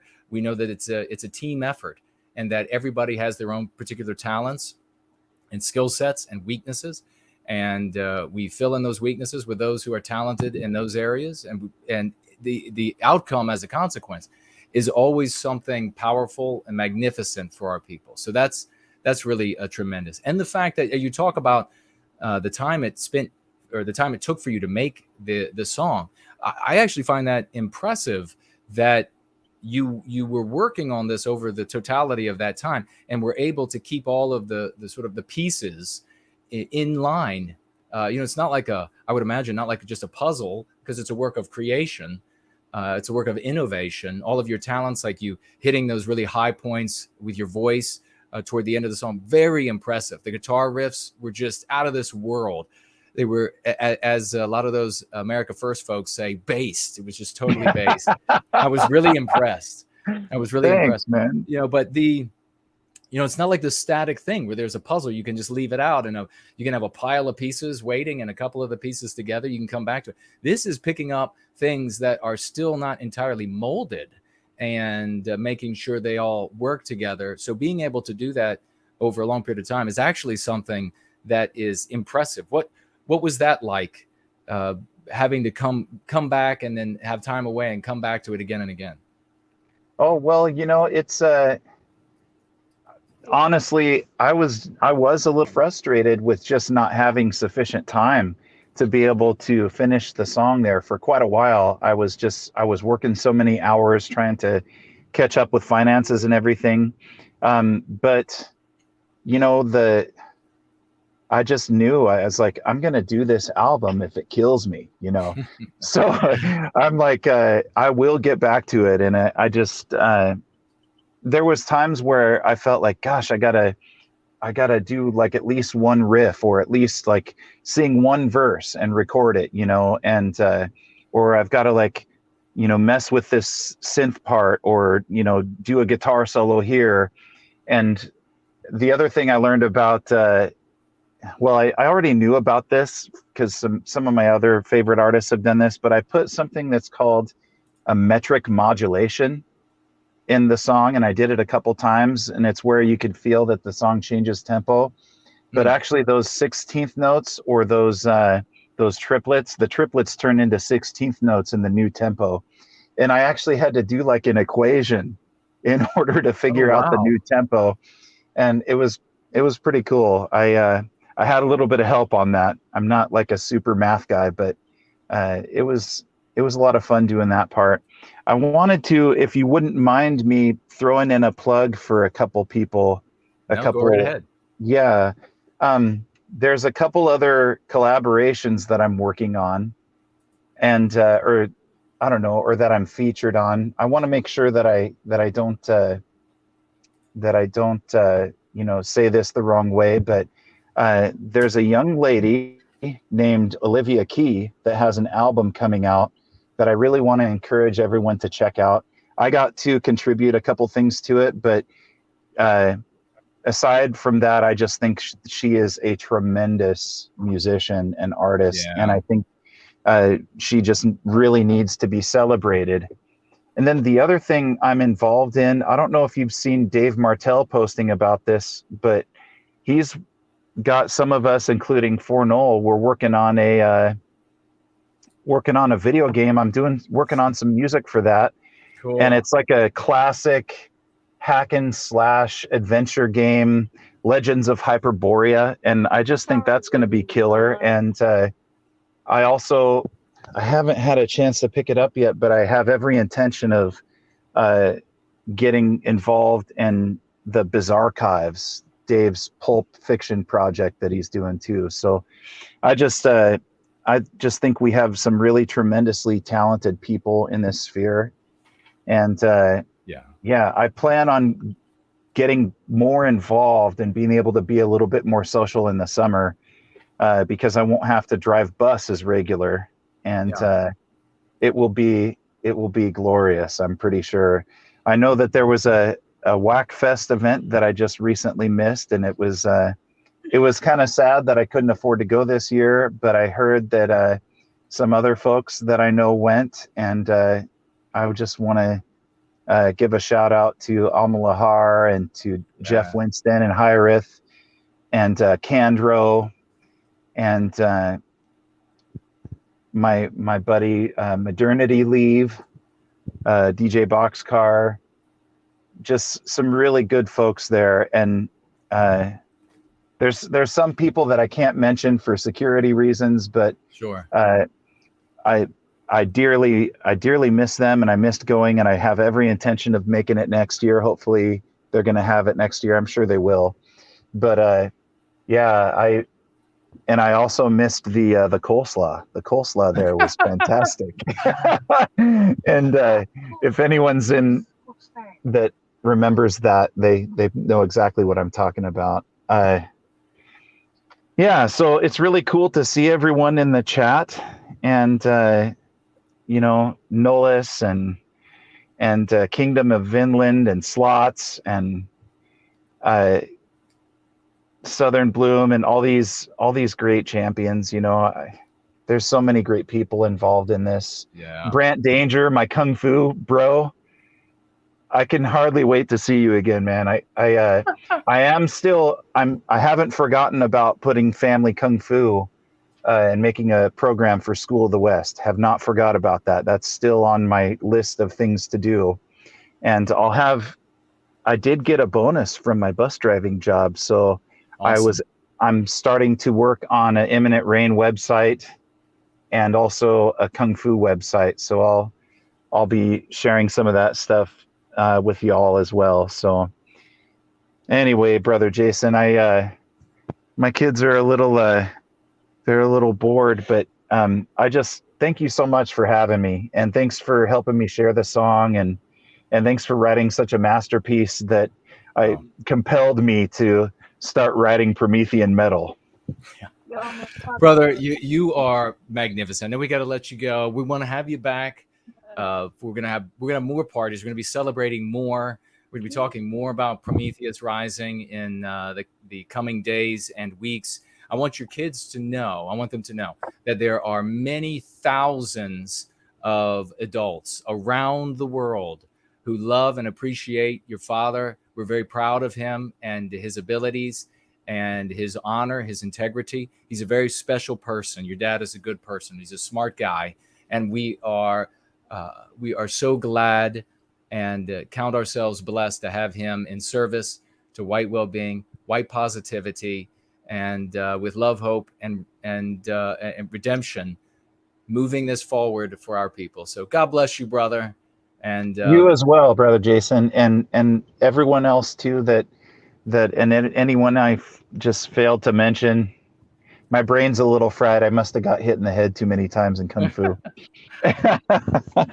But anyway, lots of love to you all from North Idaho, and Promethean hails so hard. Promethean hails so hard to you, brother. Bye-bye now. Folks, I'm going to get this version that he premiered. I'll get that version from Luke, and we'll be able to play that here on Going Free, and whether Roland Go Free or Going Free on Sunday, as we're doing here today, this gathering. And it sounds much better than you heard it if you listened to it through this link, me tapping into YouTube and then bringing it back out to YouTube. So keep your ears open for that. We're going to revisit it in the coming days. I also have news about Prometheus Rising, the audiobook, and we're going to have some readings from it coming up here in just a moment. So don't go anywhere. We'll be right back.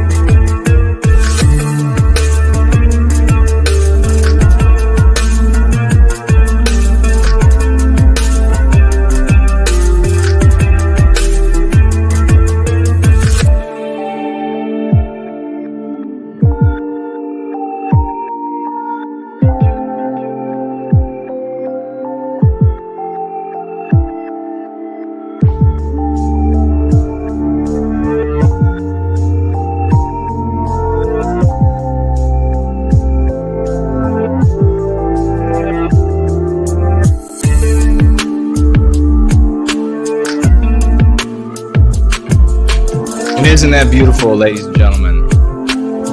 These love stickers from love mongers being found all over the fair state, once fair, of Virginia. True champions out there, hard at work. And we hope that you are hard at work in service to white well-being.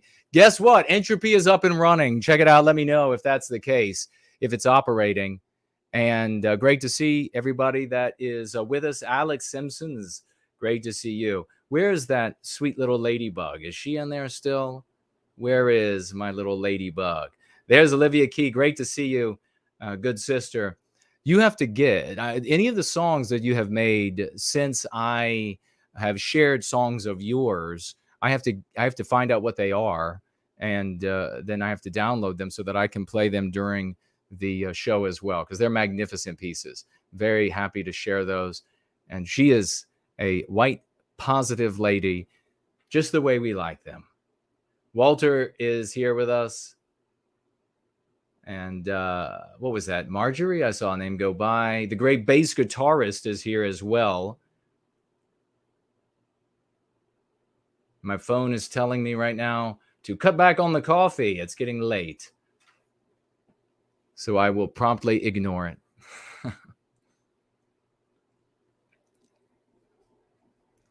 All right. Entropy, yes, still up and running.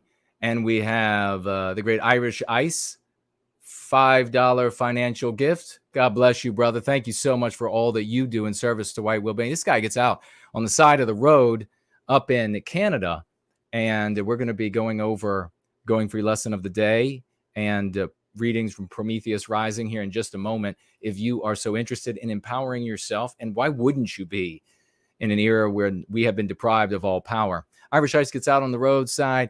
He does this the right way, folks. He gets out there with signs that he creates.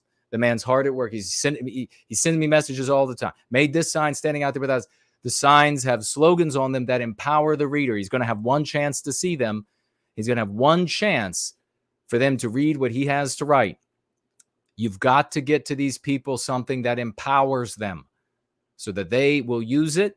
If it selfishly empowers them, they'll pass it on to those around them, and they will use. That's how it's a curative contagion. Do you understand how that works? No more of this. Put up something snarky, put up something funny, put up something that insults the sensibilities of normal people, put up something that's going to make the average white lady faint. No more of that garbage. And instead, do something that empowers. Irish Ice is out there. The authorities come up and they say, "Hey, what are you doing here, fella?" And he says, "Well, I'm teaching people about anti-whiteism." And then they thank him for telling them about it. How often does that happen?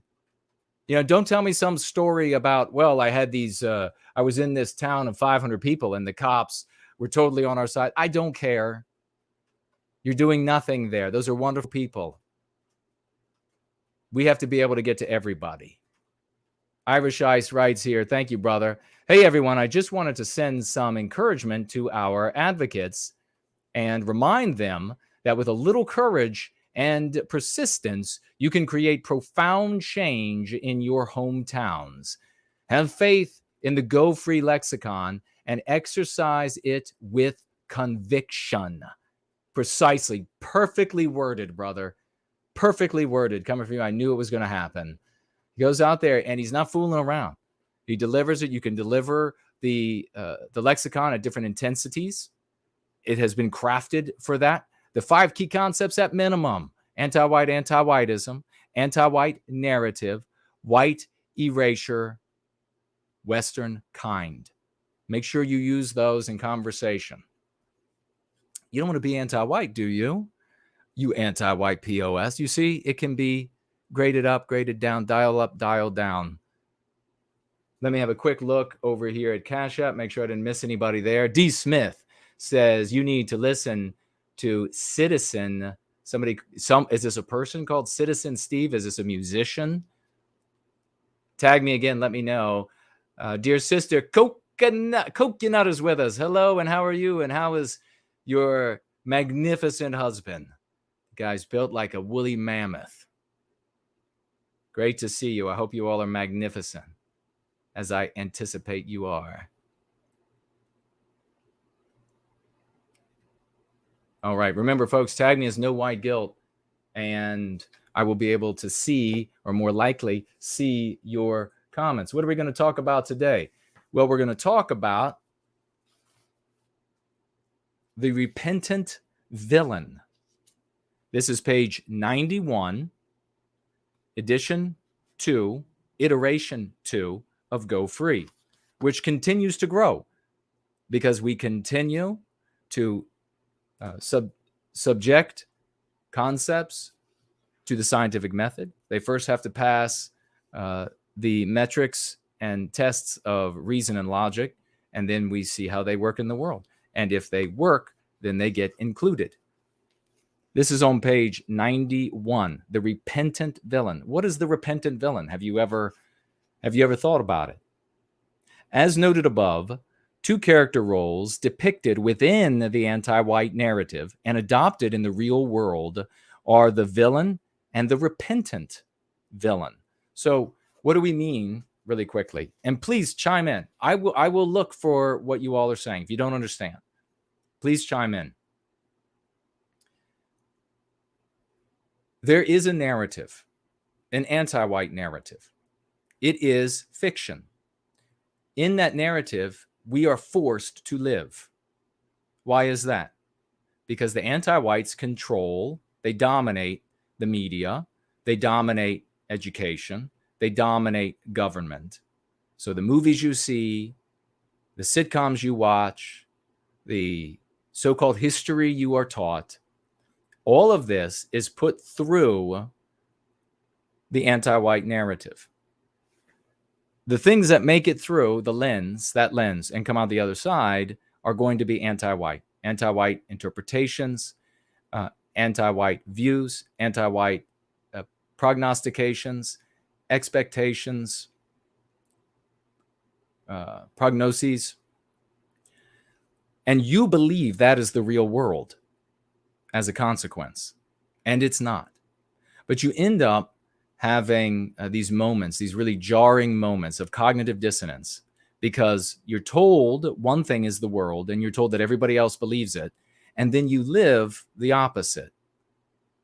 And it doesn't matter if you live the opposite. You can't say the opposite at work, at school, maybe even in your own house, because you'll be ostracized. You'll be slandered with anti-white slurs. So you're forced to live in a fiction. It's the anti-white narrative. Always refer to the news, the history they teach at university and high school, junior high school, elementary school, as the anti-white narrative. Now, in that narrative, it doesn't matter how clever your arguments can be. It doesn't matter what you might bring to bear, what facts you might adduce. You are the villain if you get in the way of anti-whites and their objective of victimizing Western kind and Western civilization. So you can never win. You have as much chance of winning in that narrative as a character in a novel does of taking the pen away from the author and writing a new outcome. The only way to sidestep, to circumvent the sanguinary end that's in the final pages of that anti-white narrative, sanguinary for us, is to get off of those pages. And that can be a difficult thing because you're seeing the world in an entirely different way. You think it can't be done, but it can be done. We do it all the time. You say, well, you can't just make up new words. You can't in the way that you probably think, but you absolutely can in the way that we have proven. In the anti-white narrative, there is a villain. And the villain is that person who openly stands out against and stands up against the anti-white narrative. White people trapped in this narrative, when they decide to resist it, look to this role as the means by which and through which they intend and do resist the anti-whites and their objectives. As a consequence, they always fail because, of course, the anti-whites are not going to give them the tools, the conceptual tools, the look, etc., that they need to succeed. No, the anti-whites give them a very specific dress, and verbiage, etc., approaches that they have taught to all of our brothers and sisters out there, the people who we have to bring over, that they've taught to them is pure evil on planet Earth.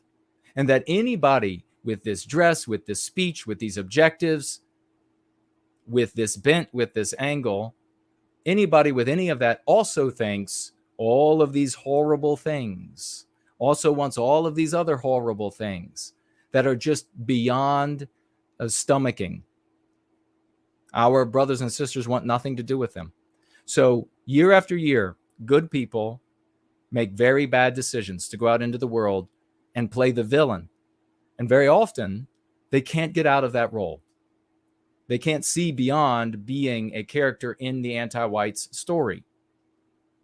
And there are also many out there who take up leadership roles in groups, villain groups.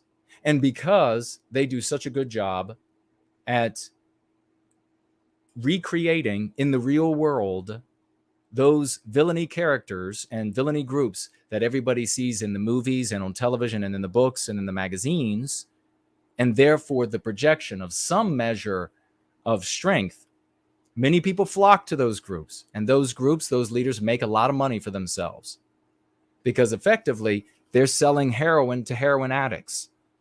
They're selling drugs to people who are addicted to those drugs. We come along and we say, no, you need to get clean. You need to get off of those drugs. And what are heroin addicts or any other kind of addict, what are they likely to do when hearing that they need to get clean?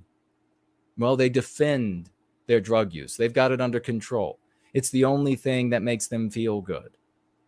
They like it. They like being in those moments of using the drug, of playing the villain. Because, of course, in the movies, some measure of strength is given to the villain, or it's no success, it's no victory for the protagonist to overcome the villain. So we come in and have to tell people, you need to get clean. You need to get out of this story. You need to stop looking like the villain in the anti-white narrative. You need to stop focusing. We call these people white negative. We say their speech is white negative. Their thoughts are white negative because there is a sympathy for what's being done to white people. There's a desire to want to put an end to the victimization. But then they focus on other races of man. They want to say negative things about other races of man, what they're doing, where they've come from, what they're up to, what they've been up to, what they will be up to. Nary a thought about the well-being of our people. It's an afterthought for them. Well, then, once we do all of these horrible things, or once we achieve all of these objectionable things, well, then white people will be fine. When I have these conversations, I ask, really, how? And why is it that the good for our people comes way later in your thinking? Why isn't that up front? Why isn't that at the beginning of every speech, of every conversation? Well, because they're white negative. Inside the anti-white narrative, you have the villain and the repentant villain. Whereas the villain is the antagonist whereas the villain is the antagonist, the repentant villain is not necessarily the reverse. The repentant villain has merely dropped one prepared role for another. Think, as I read through this, Richard Spencer, Matthew Heimbach, and the list goes on and on.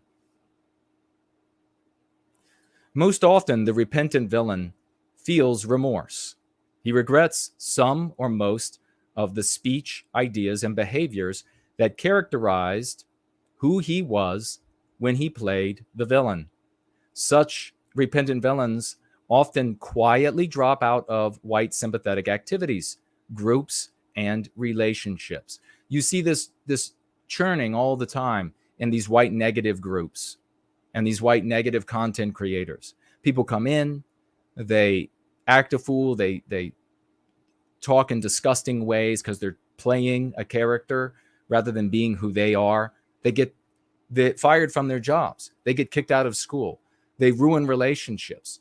Maybe they ended up pissing off the guy or gal that would have been their perfect partner for life. And many of them, as a consequence, end up dropping out. They just disappear because they suffer so much repercussion to themselves, to their lives, that they disappear in the hope that it will go away. Who else? Where else do you see in the white sympathetic sphere? Maybe you've been in it for 60 years. Where else do you see people talking about the harm done to the individual members and how protecting them from harm and how buoying them and strengthening them is the most important thing to what they do? Never. You never see it. It only happens here.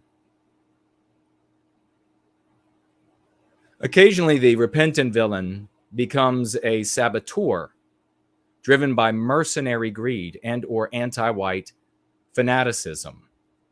He seeks attention, acceptance, and or financial gain by way of anti-white speech and behavior, as well as telling his or her story. There is likely some degree of repentant villain in the heart of every Westman playing the villain. The antagonist role does not comport with our biospirit.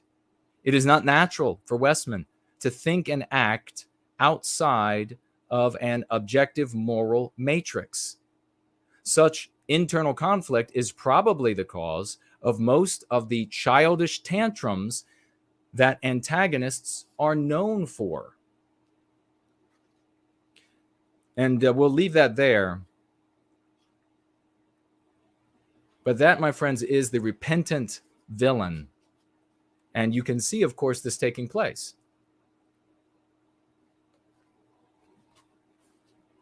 No White Guilt Clips is helping somebody out. Thank you, good brother. Walter asks, so what is the end goal for the people pushing this anti-whiteism? What is the end goal? Walter, it's a great question. The first thing that you need to understand is that there doesn't have to be an end goal in the heart of any particular anti-white. Within the anti-white narrative, you're taught that there is this they, and that they are moving pieces on a chessboard to arrive at a specific outcome. There doesn't need to be such a cloistered group. No individual anti-white. Now, it doesn't mean that there aren't groups of anti-whites that have a desire in their heart, which I'll mention that it holds true for a group because it holds true for the individual anti-white. Anti-whites want to victimize Western kind, and they want to damage Western civilization. That's their objective. They need not think beyond that one iota to, in their aggregate, effect white erasure, biological white erasure, and the complete destruction of Western civilization. There doesn't need to be some top-down force. Now, furthermore, when you go to friends and family and strangers and you start talking about they want to do this and they want to do that, you're going to be dismissed as nutty. You don't have to talk about there is a they behind the scenes that make this and that and the other thing happen to harm our people. You just talk about anti-whites. You talk about the anti-whites that could be riding the bus with you and have no more wealth than you. And you could talk about anti-white oligarchs. You could talk about anti-white organizations. But there is no central they somewhere that is bears the responsibility for everything else that's happening. The truth is that every anti-white seeks to victimize Western kind for the feelings of inferiority that Western kind inspires in them. And so as a consequence, individual anti-whites will be doing harm every moment of the day, and powerful, wealthy anti-whites alone and in groups will be inflicting harm every time they get to behave and act in a way that could directly or indirectly victimize us. They use every opportunity because this is their world. They want to victimize us because our presence, our creations inspire in them, by our very presence, a feeling of inferiority. So the ultimate goal is the ultimate goal of any individual anti-white. That's to victimize us by any means, at any moment. That is to white erase us at any means, at any moment, wherever it becomes possible. It's a great question, and thank you for asking it. If you still have questions about that or anybody else, you can hop on over to Entropy. The link should be in the description somewhere. Yes, it is in the description below. There's a question widget there. You can post them there. Of course, Financially Gifting gets everyone who financially gets their question, comment gets read. And you can also tag me on the different platforms as No White Guilt. Otherwise, I'm unlikely to see it. Or if you just wonder in general, don't be afraid to ask me personally. If you have a question, it's like, well, okay, this guy's saying that, but I wonder about this. Don't be afraid to tag me and just ask me right out. And a big thank you to No White Guilt Clips for bringing that to my attention so that I could speak to Walter's question. I'm going to read here in page 270, Go Free. Very important. It's apropos right now. I'm going to read this again. Read it a couple of months ago. And then we're going to get to those mean pathogens I mentioned. Are you a young man or young woman suffering anti-white abuse? If so, know that the anti-whites want you to become the villain in their anti-white narrative. They want you to adopt the symbolism and rhetoric of vilified people and ideologies. They want you to respond with violence and self-destruction. Don't be their weapon. Don't speak their lines. Get out of their Hollywood scripts and into our own story. I'm on your side. I understand what you're going through. I've seen it, endured it, and dedicated my life to fighting it. The fact is, the tyranny of the anti-whites is rooted in psychological and linguistic control. The most essential tool we can use to break their control is language. I have worked for decades with other champions for white well-being to develop that tool to defeat anti-whiteism at the root.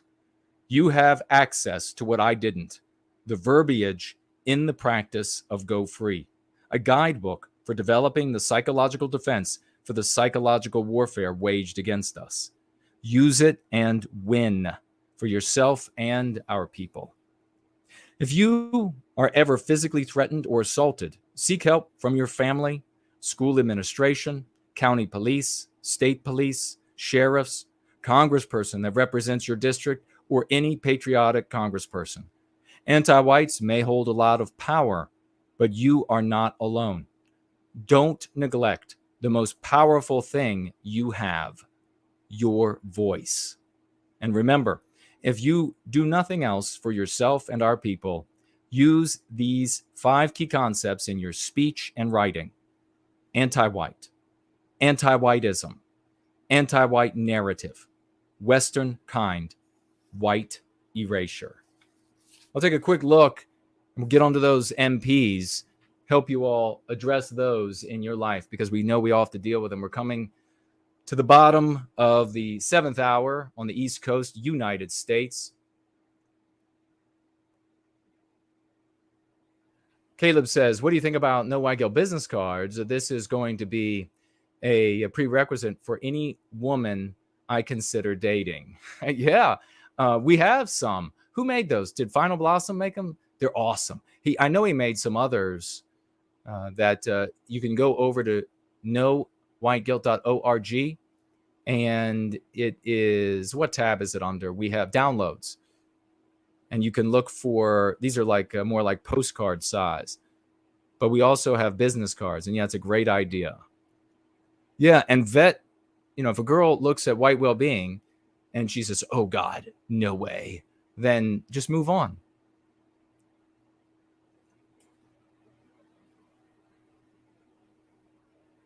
Otto says, "Well said," to something I said. Thank you very much. Dr. Dinger is with us. Hello.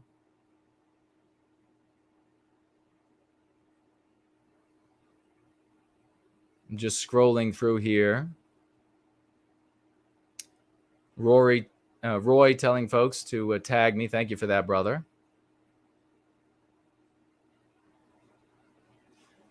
Hamilton says, anti-whiteism is causing our child to be anti-social. It will, because when a white child is learning to hate their people, it's no wonder that they would pull back and not want to participate in society. Everywhere they look, they're being taught that our people are evil. What they came from is evil. They've got something to conceal. They've got something to make up for. If you doubt that for 1 second, just imagine the same thing being taught to non-white children about their people's history. Would they become antisocial? Would they want to not participate in the world? Of course they would. And we would never do that to them. So the best thing you can do, Hamilton, is to go free, begin to implement this practice, inoculate your child with it against anti-whiteism, and then he or she will begin feeling much better about him or herself. And they will, as other parents have told me, blossom right before their eyes. Once they start to learn that, okay, these things are not truth. This is not my doom, is to have to make amends for something I never did. Remember the 9 words. Atonement cannot be made for a grievance never committed. Teach that to your children. Make them memorize it. And that's all they need to report to a teacher or to a police officer or to whatever it might be. Troop leader trying to white guilt them. They can just recite those 9 words, and that will shut the adult up. Thank you for that. And please let us know. I'm very sorry that's child abuse. Anti-whiteism is the blackest child abuse the world has ever known.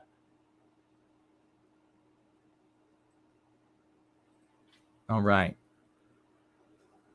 Let's see if we missed. Okay, we're blank there. Euro Yankee says our children need to go free. Yes, they do. We need to inoculate them. We're going to get on to the MPs. You all have heard these MPs. You all have been beaten by these MPs. You all have been shamed, blamed, and shamed with these MPs. We teach you how to deal with them. We teach you to be more powerful. We unlock your latent abilities.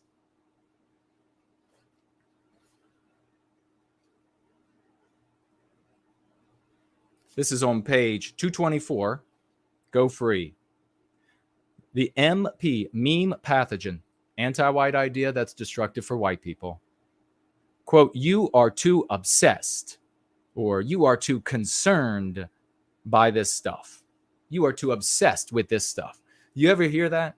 You ever say to a loved one or to a coworker, hey, this is going on in the world, that's going on in the world, this is dreadful. One of the things that's very different and will diminish the number of times that you are beaten by that argument is that when you are white negative, you're focused on doom documenting and doom dissecting is how we refer to it. So you just imbibe, you doom digest all of this awful. And then when you meet people, family members and what have you, you end up just you just regurgitate this like you were some bird returning to the nest and puking it out for the chicks in the nest. It's so awful out there. Blah, blah, blah, blah. And there's people are like, whoa, I got another horrible story. Blah, blah, blah, blah. And that's all you got. And you're angry, you're confused, you're beaten. You don't want to be that guy or that gal. Don't be that person. Instead, be white positive. If you're going to bring up a piece of doom, something that's bad, you're doing it for the purpose of delivering one or more of the meme curatives, the things that empower us. Like we talked about hush crime earlier. Didn't hear about this event. Did you hear about this? You go to a family member. Did you hear about this? My God, it's a hush crime. Do you know what a hush crime is? Or you don't even have to say, do you know? Just it's a hush crime. A hush crime is, and then you tell them the events in society, and you don't have to worry about the doom documenting. This is just, doom dissecting. You just use the doom that has been documented about bad things in the world, and then that is just a catalyst. That is just the means by which you deliver the cure. You mention it to deliver the cure. That's the point of it.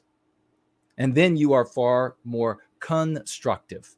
You are supplying a way out of this misery, rather than just saying we're imprisoned and we're just being tortured and this is just the way it is. Because what do people want to do when they hear that? Escape. And it's called escapism. They just want to go to a video game. They want to go get drunk. They want to go to the pornography. They want to go white flighting into all these horrible things. Escapism. Maybe the escapism is church. Maybe the escapism is praying to one or more gods, because you've decided you can't do it, so God will have to do it. No, it's you or it's no one. That's the way the world works. God doesn't help anybody who doesn't help themselves. So what do you say to these people if they do end up saying, you're too obsessed with this stuff? Here is a suggestion, a meme curative. I'm focused and responsible. Focus and responsibility are virtues when they protect the innocent, which are us. We are the innocent. They say, you are too obsessed by this stuff. You say, I am focused and responsible. Focus and responsibility are virtues when they protect the innocent. Let this person, whether they're anti-white or villainy signaling anti-whiteism because there's some sort of a vague, or they don't want to know what's going on because they don't want what? Responsibility to do something. Let them try to tell you that being focused and being responsible is the wrong thing to do. Let them try to make that argument every day. We have also the MP, you are always focused on the negative. You ever had a family member, coworker, friend say that to you? You're always focused on the negative, man. Again, this goes to everything I just said. If you're white negative, you're just going to be talking about everything that's bad. If you are in other races of people and all of that sort of garbage. If you're white negative, you're going to end up, that's going to be the point, is how shocking and horrible of a tale you can share, of a tale you can tell, right? By being white positive, it's going to be less likely that these sorts of charges will be used on you. You are always focused on the negative. Here's a MC suggested for you. And with these MCs, you can say them verbatim. You can use it verbatim, or you can modify it a little bit. Don't modify it a lot, because you'll end up in pitfalls that you didn't know were there. And that's why these things are crafted the way they are. MC, quote, you call it negative because you are anti-white, and I call it being responsible. Quote, you call it negative because you are anti-white, and I call it being responsible. Now, you can throttle that up or throttle that down, depending on who you're talking to. Is the person really anti-white? Are they a vague, just villainy signaling? You call it negative probably because you feel like you have to be anti-white. I call it being responsible. You see what I'm saying? That's why this is the advanced placement class, rather than just the repeater dumb classes. If you found yourself here and you're thinking, no, you've got to call it Marxism or whatever it might be. You got to tell them where Marxism came from, wherever it might be. Check your class schedule, because you're down the hall in that really dirty room with all the shouting and maybe some feces and urine on the ground. That's your class. So go check that out. And let me see, before we have our readings from Prometheus Rising and continue with this glorious gathering,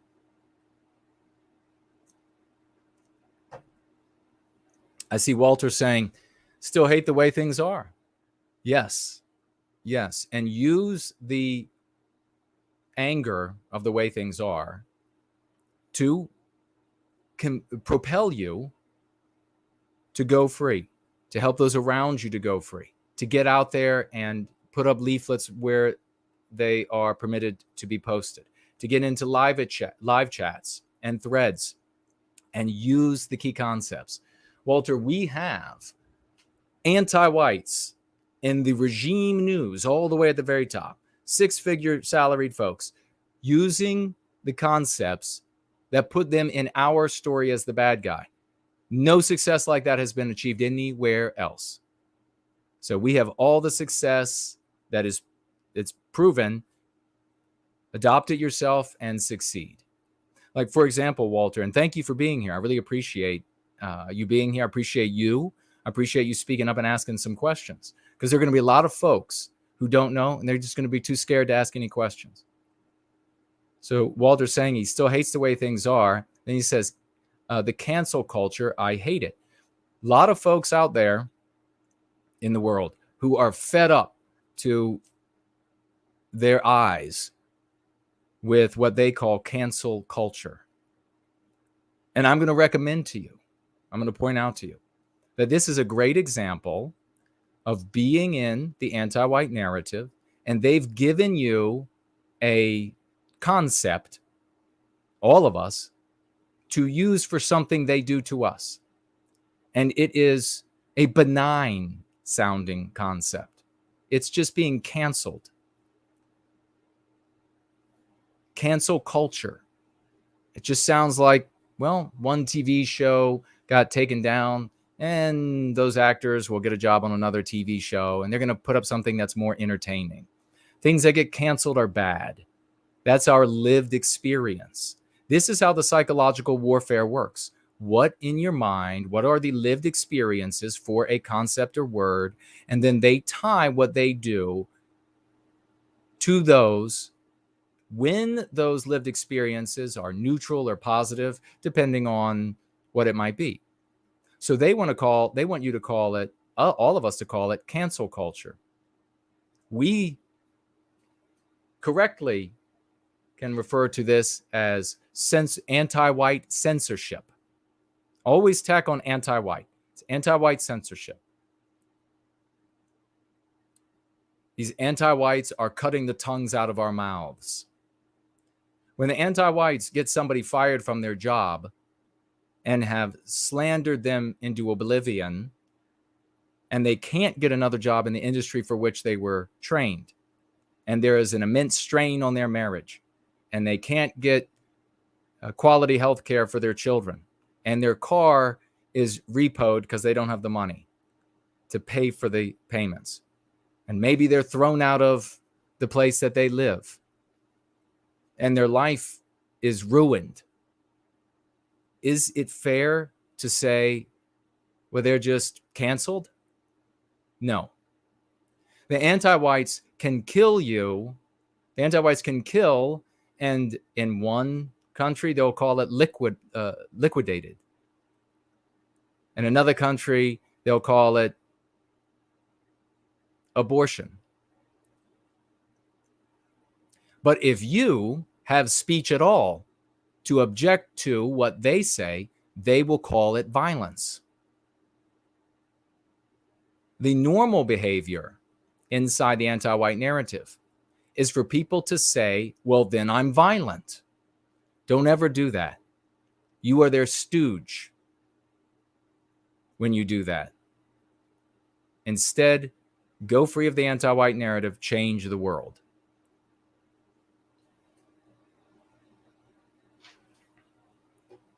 We're going to read just a couple of segments, not very long, of Prometheus Rising, Take Back Your Destiny. As I said, I wrote this text from beginning to end to be instructive to our people, to teach you about our strengths and weaknesses, how to use both to our advantage, how both are used against us. It's multi-level, didactic, allegorical. You will get a lot from it. And the news that I wanted to share about it is that I have the tools, I think, now to begin recording the audiobook of this.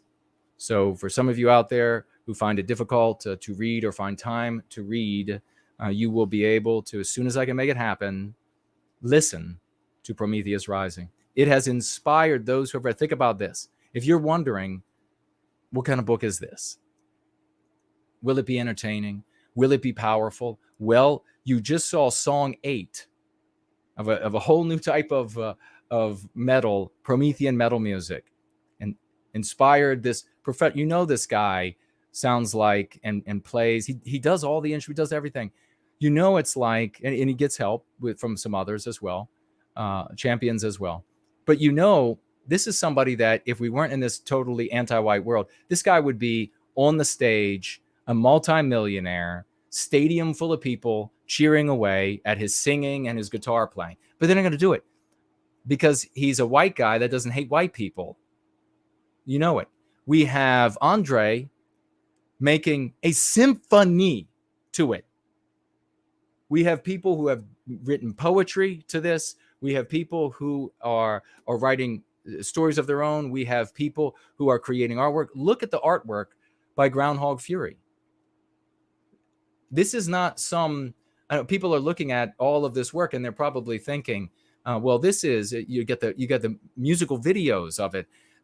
And people might be thinking, well, I'm just comparing it automatically with what the anti-white organizations do and with all of their millions, and they're paying all these professionals.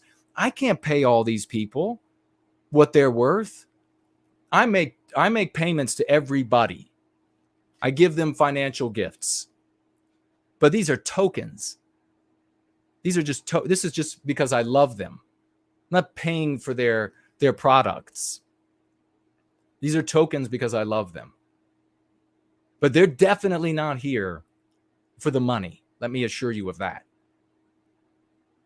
This is out of love because they've been motivated by this, because of how much good and potential they see in this. And ultimately, I think as much good as we're doing with the lexicon of Go Free and the dialectics, the arguments therein, I think in the long haul, this will end up doing the most good for our people. Looks like we have some folks on over at Entropy. It is up and running now. And I will begin reading in just a moment. Looks like we have White Well-Being Advocates, a true champion. He says, here with a $1 financial gift. Thank you, my good brother. Is that a video game or computer game? I don't know exactly what they're making. That's a good question. Perhaps Fornull can address that in the live chat. What was playing on the magic window, what the magic window was showing us was the music video made by Groundhog Fury for one of the other songs off of Imminent Rain, Luke Mason's album, dedicated to telling the story of Prometheus Rising. Then we have another $1 gift by the great White Wellbeing Advocate. Thank you, good brother, great champion.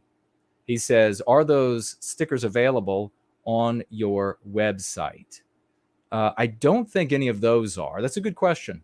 And what we should do is get those up on the website so that people can take those images and then produce their own stickers. They're magnificent, aren't they? The guy who created them is a real champion, a real hero in service to white well-being.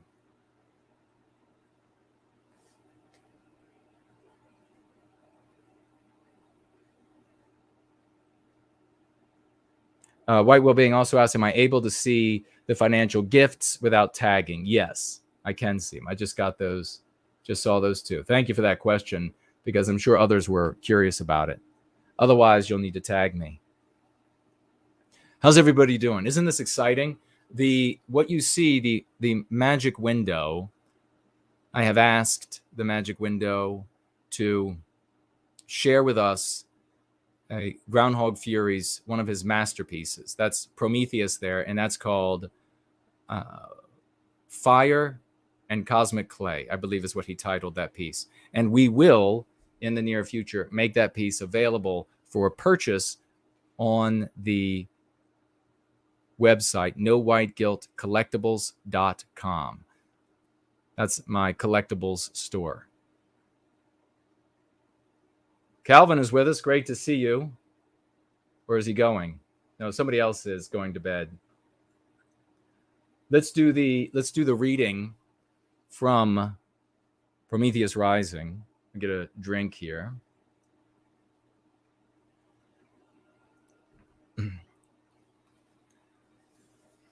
The throat is a little parched. Where are we? We're going to begin. This is 15.2. Chapter 15 in Prometheus Rising is called Prometheus Rising. And this Song 8 encompasses this portion of the book.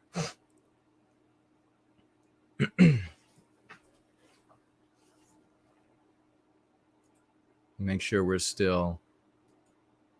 everything is still rolling properly. If there are any issues, of course, let me know. So where do we want to pick up here? All right, we're just going to pick up at one spot and then another segment. This is a segment out of 15.2, and we'll pick out another portion out of the segment 15.4, I believe.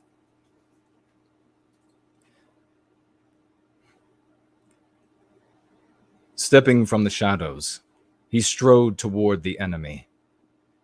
His sudden appearance was greeted with snide gaiety, for the foe mistook him for King Lason, a man nigh death and alone against the bristling weapons arrayed against him.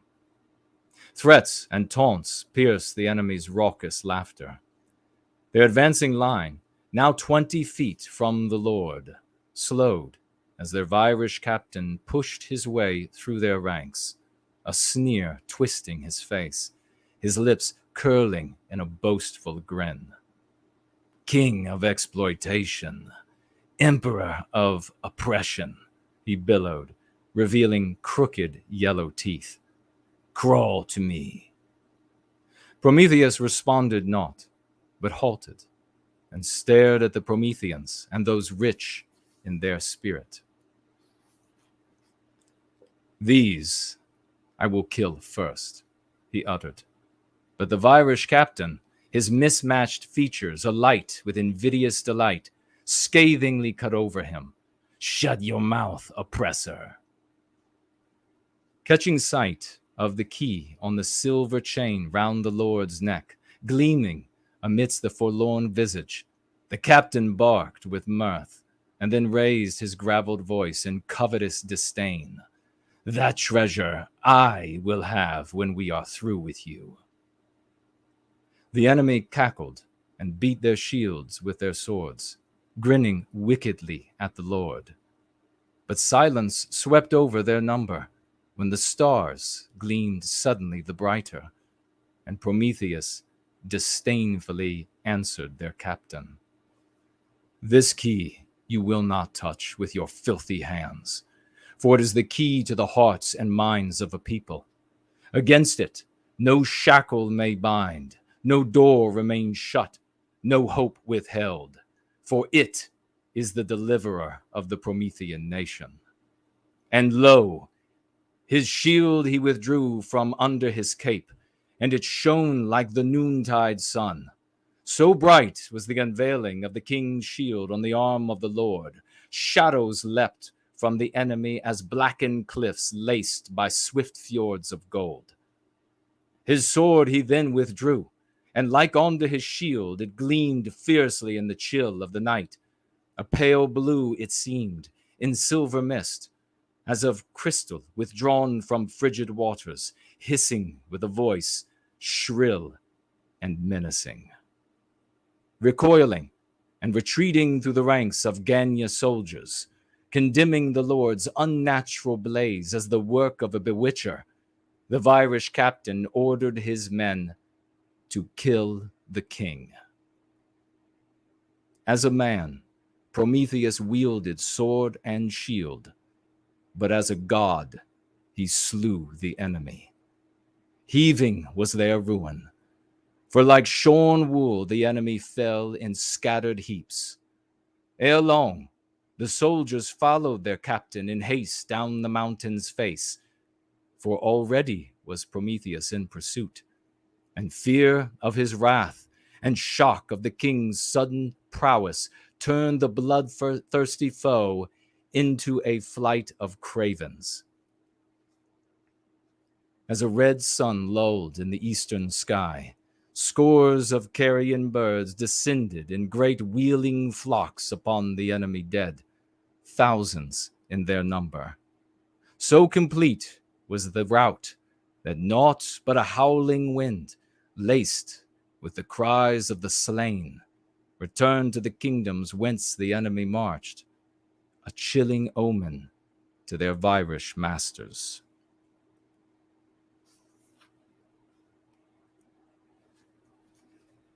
(15.4)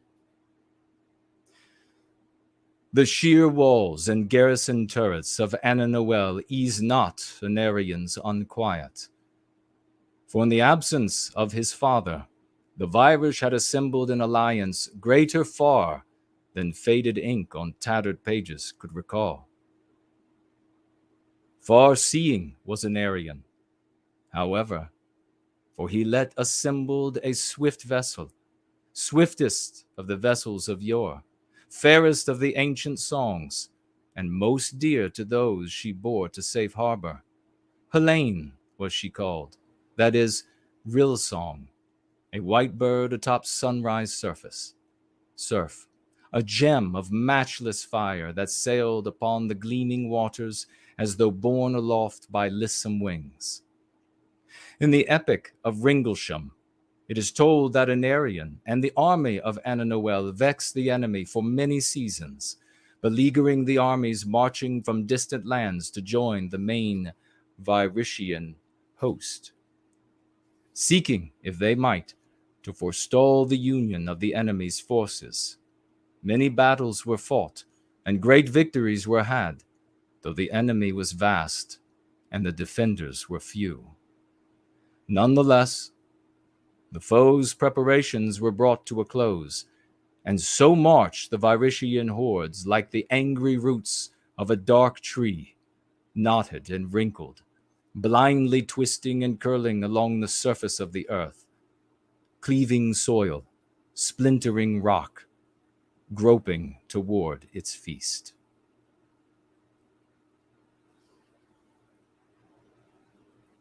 No hope was there of victory. No hope was there of withstanding the tide that surged with pluming froth toward the city. And thus Anarian ordered the flight of the population, saying, "Look not too lovingly upon the works of your hands and minds, for these are but blossoms on the stalk that in you leaps for the sun. I say unto you, winter will pass, and spring shall come again. Look then beyond your tears and your grief. Look to the first flowers of spring and the blooming of the white rose, for then you shall know our time is come."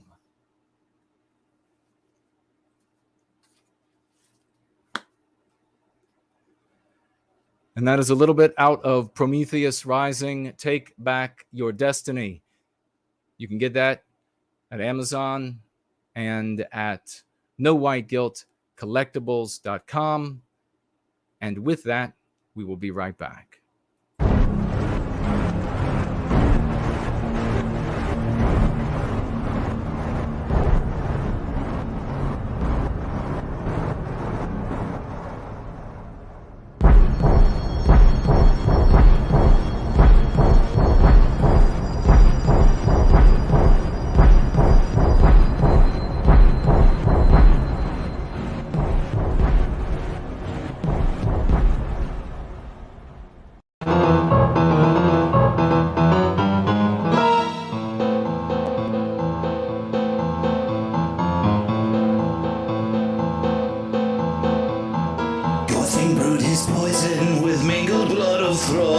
Wretched master flame who haunted secret halls. He made himself a master and taught his children well. He vilified the noble gods and banished them to hell. They grew into a people of vain pretentious flesh. The world was theirs was to own his specials, the Irish. Disguised as blameless victims, proud kingdoms brought to ends. They undermined in secret, pretending to be friends. Theirs was the one true God, one Lord to rule them all. They claimed to bring salvation, but led fools to their fall. They named their victim Ganya, an upright talking beast. They stripped him of his rights and slew him for the feast.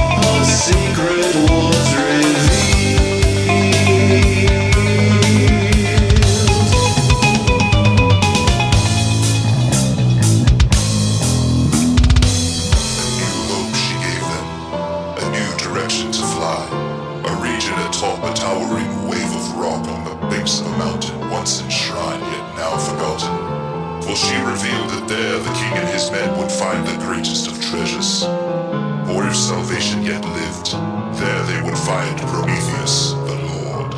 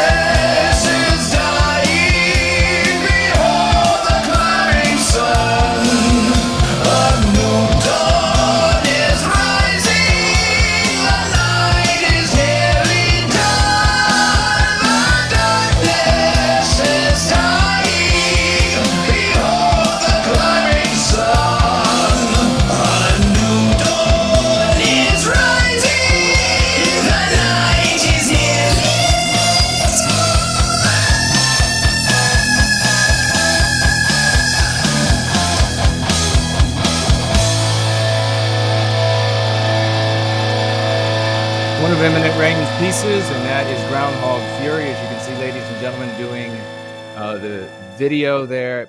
Magnificent gentlemen. Let's get a round of Raucous emojis for those two champions and the work that they put together there in that video, in that song. This is the album, ladies and gentlemen, that the great Luke Mason, Imminent Rain, has been putting together now for some time. We are very proud of him, very proud of Groundhog Fury, great contributors in service to white well-being. And as you can see, the sun has set on Mordor on the Potomac, and we look again out onto Mordor and the Washington Monument, its little red light flashing away on top.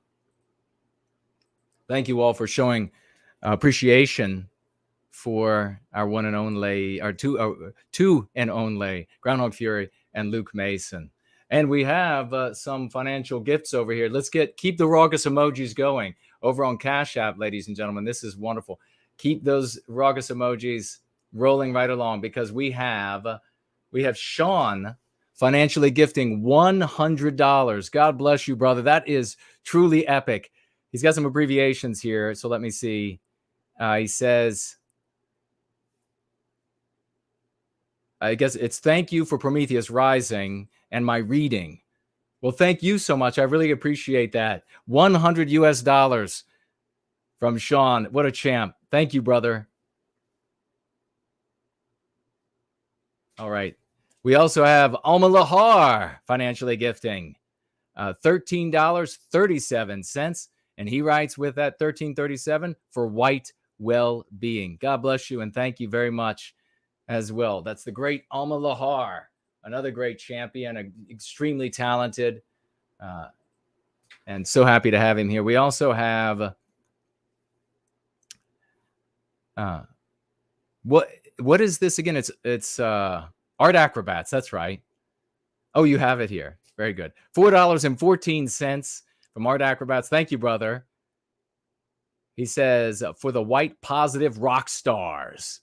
Yeah, they are rock stars. Can you believe it? I mean, that is truly magnificent.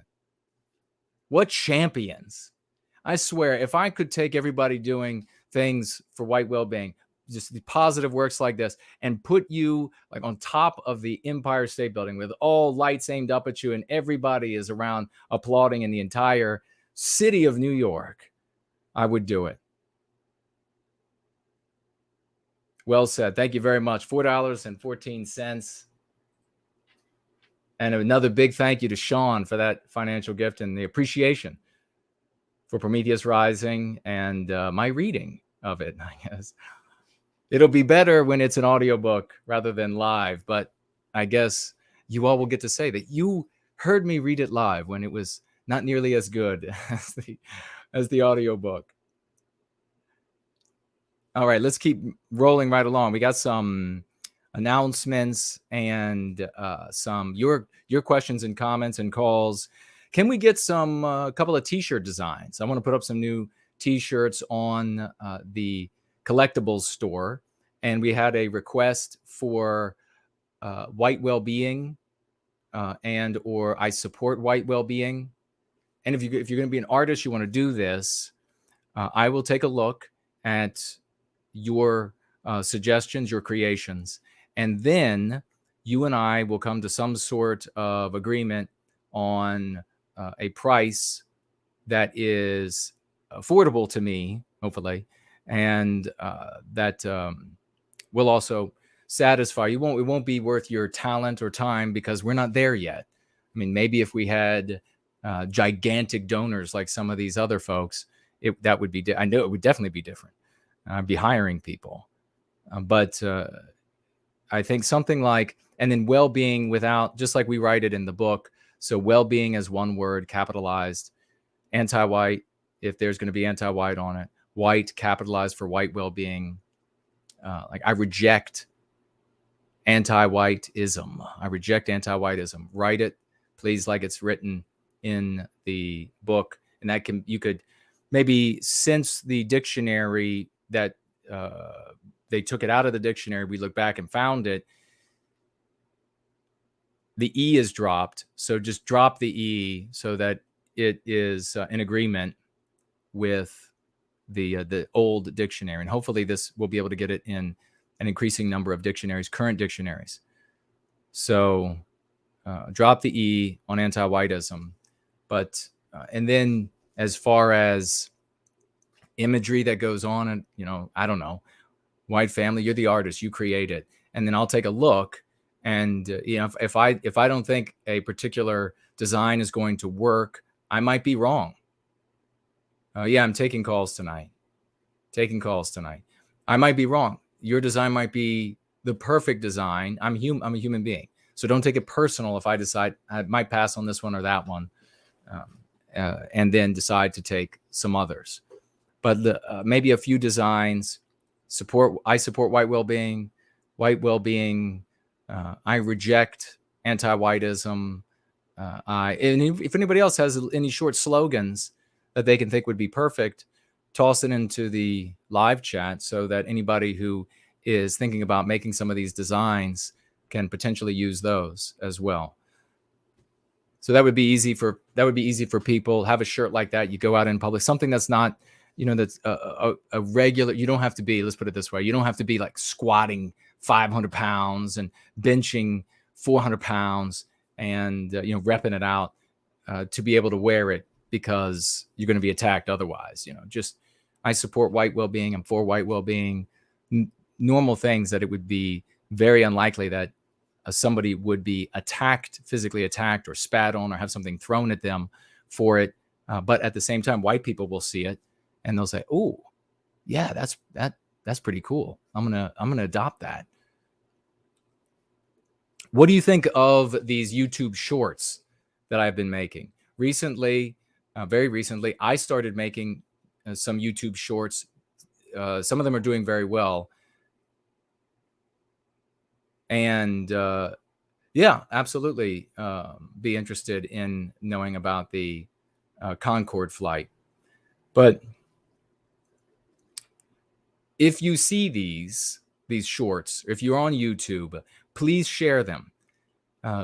Some of them might be, too objectionable or forward or loud, if you will, for Granny. But there are going to be a lot of other folks that you will be able to share. They're just funny. And I'm also including in my playlist of shorts the ones that No White Guilt Clips has made. And they're just magnificent. So there are a lot of very easy shareable videos now, very short. There is no reason to not share. There's no reason to be afraid or ashamed of what people are going to think. You can take them and put them on your Facebook, on your Minds, on your whatever accounts. Put them everywhere. Put them on Gap. Put them everywhere. People can then say, they'll laugh at me, or they'll think, wow, that's really inspirational. And then they'll end up coming over, subscribing, and that's how they will end up finding out about us. So it doesn't have to be a 4-hour going free. It doesn't have to be a 2-hour roll in or anything like that. It can be a 50-second short video that people think is interesting or inspiring. And then they come over. Please share the YouTube shorts everywhere. There's a playlist on my YouTube page, and that's where you can find them. You click share there. It will give you the link, and it will give you options on different platforms that you can share it on, or you can just copy that link and then paste it everywhere you go. Kind of like a dog marking the territory. And while we're talking about No White Guilt Clips, let's get a round of applause and 07s for this guy. What a champion, all the work that he's been up to. I want to share this one. This is the most recent one he posted. And I just added it to my playlist. Let's see if we can do this. I don't know if it's going to work. Is that it? Yeah, that's it. Let's see if we can listen to it. We have to scroll down and back up. You can embrace individualism, which in a world of collectivism is utter suicide, should be apparent to everyone. You can embrace that. You can build that wall, and you can make that darkness in that solitary confinement even darker. Or you can look for that pole star, and when you see it, search, strive, long for it, move toward it, because the closer you come, the brighter that space will be, and the more empowered you will be, and the louder that voice that will speak to you, the voice of Western kind. And it is all you will ever need. It is the voice that our greatest have always heeded. And if you heed it as well as I have bent my knee to it, as Jared George has bent his knee to it, if you heed that voice, you will achieve great things. You will do great things, things that you never thought were possible. That is the admonition of No White Guilt.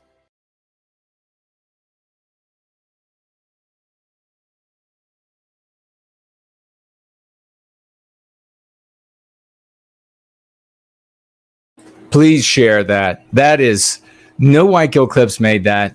I'm saying that, but as you can see with No White Guilt Clips and HB 2014, they take me and they make me 10 times better. They make me 100 times better.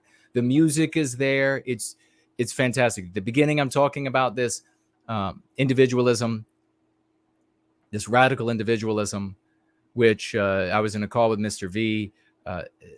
Too many white people think that saying we got to get rid of this radical individualism is going to deprive them of their like individual identities. And that's nonsense. We got to make sure people know that. But there's like an ominous music. I don't know if you could hear it there.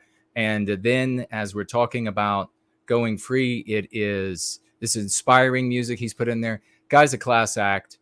Thank you so much, No White Guilt Clips. Share his shorts as well. Sounds kind of funny saying that, doesn't it? Share my shorts. Put my shorts out there for everybody to share. Share his shorts as well. They're clean. And they're on my playlist. You'll see his No White Guilt Clips shorts as well. Fantastic. Just the right kind of thing you can send to your buddy, your girlfriend, whatever, and get them interested in the work we're doing here and me. Maybe they think I'm a goofball. Maybe they think I'm funny. Maybe they, whatever it is, maybe they think, wow, that guy sounds pretty inspiring there. Whatever it is, if they come over and start going free, that's what we wanted. I want to name another person, I think it's RC Realist. Is that it? And he is also another music producer. We're going to talk more about him, maybe in a roll-in or next Sunday, but it could be a roll-in before then. He just released an album. I had an opportunity to listen just recently, very busy past couple of days, and it was great. It was good stuff. So we're going to be bringing that to you as well, that great music creator in a matter of days. I want to celebrate also, and we're going to get on to content creators to share. I want to share Euro Yankee. Let's get out Raucous emojis, 07s for Euro Yankee. I'm not going to tell you all the details. This is a wonderful lady in our community in service to white well-being, white positive woman, white positive, baby, white positive. And she had to go someplace, or she not had to, she wanted, she felt compelled. So I guess because she actively goes out into the world and spreads white well-being. She buys copies of Go Free. She hands them out to people, important people. All people are important, but some people have more power, I guess I should say. And she went someplace where a person had much more power than the average person does. She showed up there, and you know what, folks? She felt at the moment she was going to go give this book, and she could give the book and just disappear. Could be like anonymous. But then she said, you know, that's not right. This is right. I should say something with it. I should be there to show that it's right. And then all those meme pathogens welled up inside of her. It's real, ladies and gentlemen. It's real. And they said, no, if you care about white people, you're evil. If you care about white people, you're wrong. If you care about white people, you're demonic. If you care about white people, all of this. She felt it well up inside of her, this very real poisoning by the anti-whites, anti-whiteism. And she shoved it down. She beat it back like you beat the devil off of you. She beat it back. And she strode confidently. And she said, this book will change everything. The lexicon and dialectics in this book will change everything. So big round of raucous emojis. God bless you. How many of you guys out there have been brave enough to do that? Funny, so many guys talk about how ladies aren't allowed to participate, and then they show far less courage than being present with their name conveyed and saying, this is what I believe, and it's good, and it's noble, and it's heroic. And you should adopt it too. God bless you, Euro Yankee. Here are some creators you can share. We're going to go through the list I have, and I want to build a community so that we all know. Maybe it needs to be a spot on the website, or so, I don't know, but I want to have a place where everybody can go and say, these are all the content creators and people producing works, etc., that we have to partake of, or we should partake of. We should consider part of our community. We have White People's Press, which you can find at whitepeoplepress.com. We have Western Media. That's the great, lovely Paulridge. Western Media, you can find on YouTube as well. Dragon Synth Adventures. That's the great Four Null show that's on tomorrow. Make sure you find him on YouTube. School of the West, schoolofthewest.world. Brant Danger, we mentioned that earlier. Discordant Dragon Show, that's done by Yiz the Eunuch and Unifier. Make sure you find that on YouTube as well. And then we have, let's see. We also have Westman Media. Is that Porridge or is that Naderific? That's right. It's not on YouTube. That's Naderific and Nathaniel and the others that they invite on there, because we have. So make sure you get over to that. It is titled Westman Media, and you can find that on not YouTube. So maybe somebody could write that into the chat. We also have lovely Porridge at Ruination Media on YouTube. No White Guilt Clips. No White Guilt Clips on YouTube. Find that channel. Sub to all of these channels. Intellectual Embargo also at not YouTube. And so maybe we could get somebody to share that as well. We have to rebuild the community that the anti-whites destroyed. All of those connections, all of those links, we have to know who we are. We have to know who the characters are. It's got to be like a soap opera. Do you know everybody's name in it? Yes, you do. So we need to know everybody's names here. I need to know. It's if everybody has kind of like slowly fallen out of orbit, we've got to pull them back in. Turn on the tractor beam. Let's bring them back in. Let's rebuild this community. We have the mailbag, and we've got one that's going to get your attention. Just one. And it's a great champion in service to white well-being. We will refer to him as Wes. Wes writes here, thank you for all that you're doing in rescuing our white destiny. Here is $100 toward your work in service of white well-being. Again, thank you, brother. Thank you. God bless you, man. That is fantastic. Thank you so much. That was in the mailbag, ladies and gentlemen. And so we really appreciate Wes. He's a great champion in service to white well-being, a great friend, doing what needs to be done out there, making it happen. Let's get a round of raucous emojis for Wes reaching out the way he did, snail mail style. We're going to jump into, that's magnificent. Got a $100 financial gift there. Got a $100 financial gift over here from Sean for my reading of Prometheus Rising, and I appreciate that. Thank you for that appreciation, my friend. All right, we're going to jump into these comments, your comments, ladies and gentlemen. Fit and Healthy at Any Age writes, kudos for showcasing this debate and going over some tough topics. This is the debate between Mark and Richard Spencer.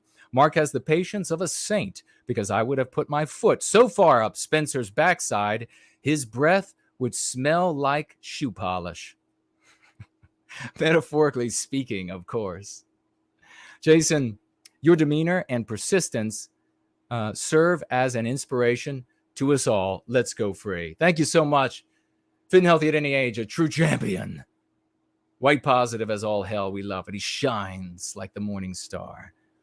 If you'd like to see me do more breakdowns of these blood sports, let me know. If you have a particular debate takes place on one of these other platforms, let me know. I'll pull it up. We'll go over it and have some fun in the process. Tell a few jokes, maybe some roasting. Also, if you're interested in me potentially doing a politics show once a week, maybe an hour or 2 hours, let me know if you're interested in that as well. We have the great Austin 316 writing here. Watch this live on Killstream, but seeing it with Mr. Kuna's commentary was even better! Exclamation point. Hope this video reaches more people. You are top notch, brother. Well, so are you, Austin. You have great taste. Such a cumin. So he watched the debate between Richard and Mark and found it far more valuable when he saw me break it down. I appreciate that. He also finishes up here. Jason is like Gandalf when the Balrog is coming after them, saying, "Fly, you fools." Yes, that is a poignant part of Lord of the Rings. And, get ready. I'm going to reveal something that happens in the movie. I guess in the story, Gandalf dies there, but maybe not forever. But he needs to stop this big demon that's after them. And it's the only way that they all will survive is by him giving his life. And he does indeed. Thank you, Austin, for that. That's very meaningful. Diamond Dust writes here, rats missed the live. Women do have control over their bodies, excluding rape. Women choose whether or not they sleep with a man. Before sex, it is their body, their choice. It is a choice to open your legs for a man and risk falling pregnant. Choose wisely. Make sure it is someone you want to father your children. P.S. I'm a woman, just in case anyone feels like telling me that I can't talk about it. Well, thank you so much, Diamond Dust. You are a woman indeed. And we appreciate that comment. All the whores out there, they just got all pissed off. Make sure they all were just like at the moment where she said, make sure that if you're going to sleep with a man, you would want him to be the father of your children and husband. You know how many of the whores out there were just like, oh my God, because they all thought of like the 30 or 40 or 50 men that they have bedded down, that they thought, no way in the world would I ever want to have anything to do with that person.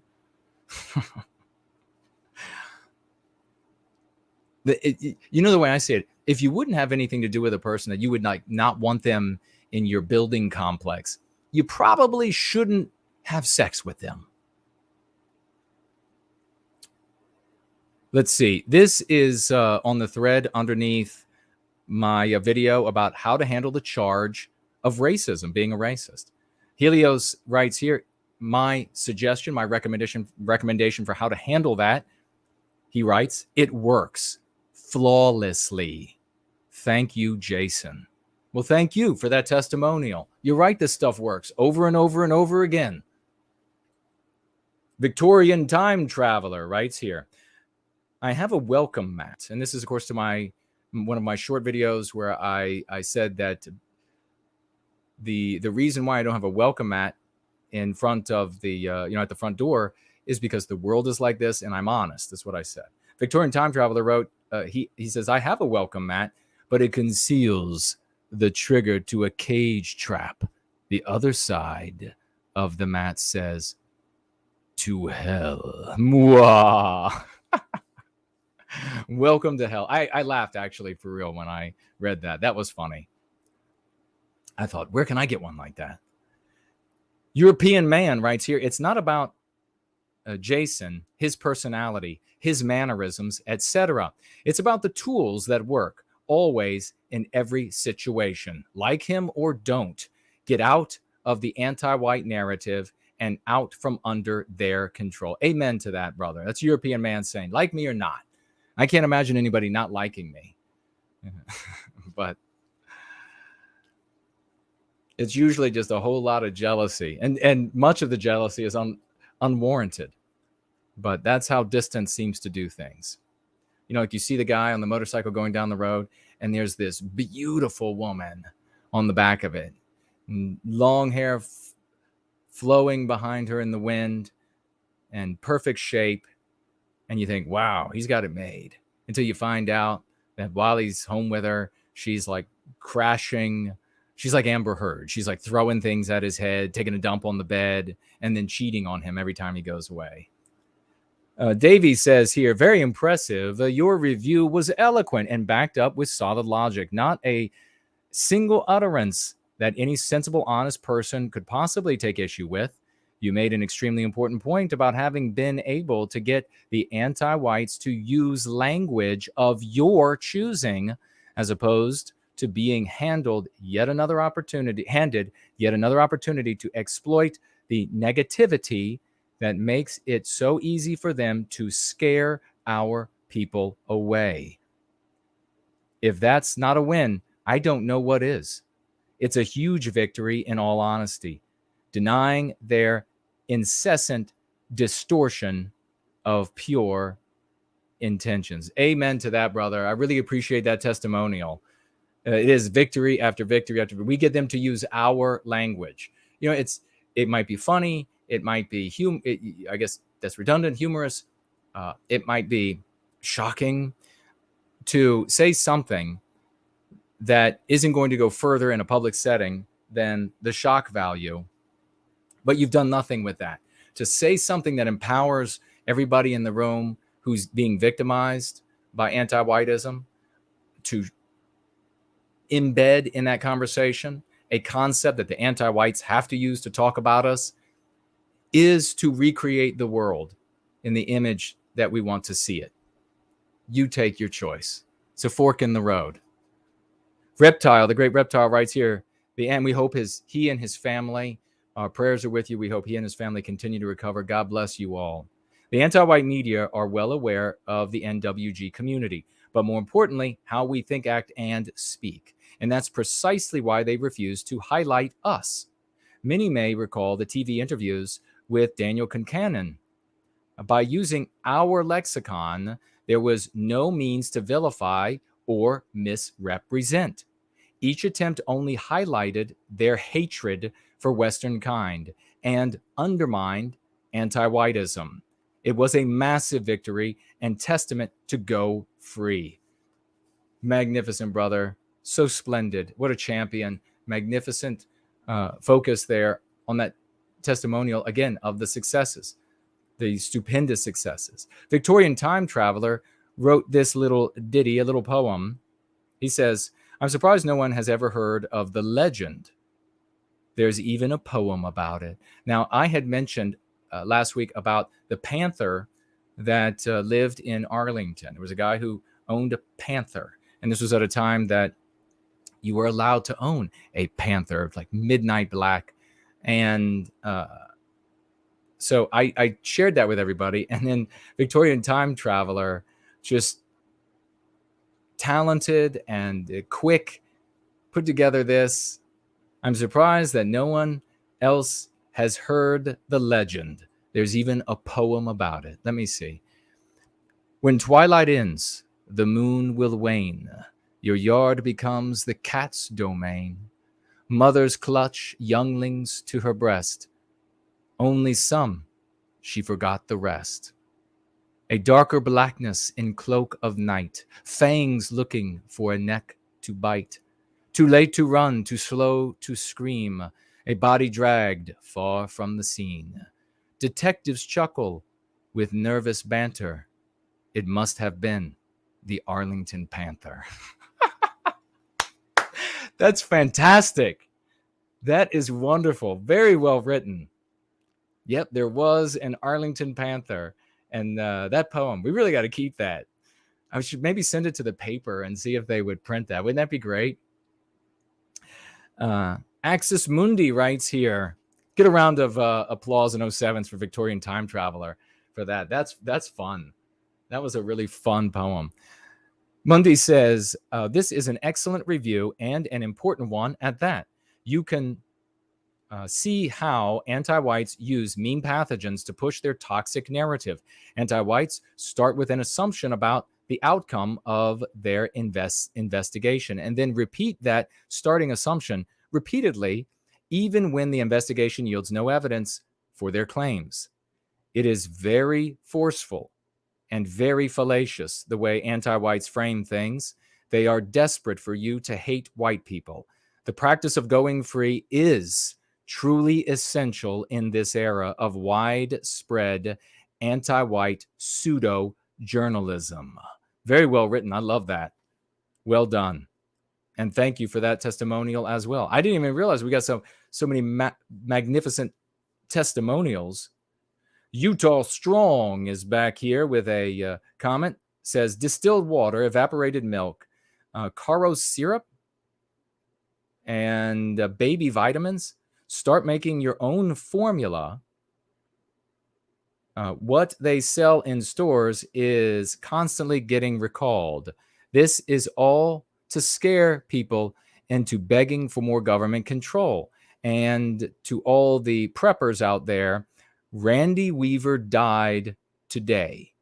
May he rest in peace. He thought by moving to Idaho that he would be left alone. Running has got us nowhere. We need white positive politicians to take back our cities. Well written, brother. And the only way to get to a white positive politician is to create the context in which one could happen. And that means that we've got to get the concepts out there into people's mouths. It can happen like this. You see it happen suddenly and abruptly. It's like magic, except better because it's real. No White Girl Clips writes, I love that you are streaming more frequently. Your takes are always top notch. Keep up the great work. Well, God bless you. I appreciate that, especially coming from a man of your talents and dedication. We have another from Diamond Dust. She says, Jason, these the colors look fantastic on you. I think that was the purple on purple. Maybe can we talk about the importance of fashion and the role it plays in the well-being of our people and how it serves in attracting the opposite gender and how unattractive fashion has become contributing to low birth rates. Yeah, I think we could do a roll-in on that. It's a great point. You don't have to be rich. You don't have to have the most expensive clothing. Lord knows I don't. But you can clean up. You can look like you've made an effort, and you should.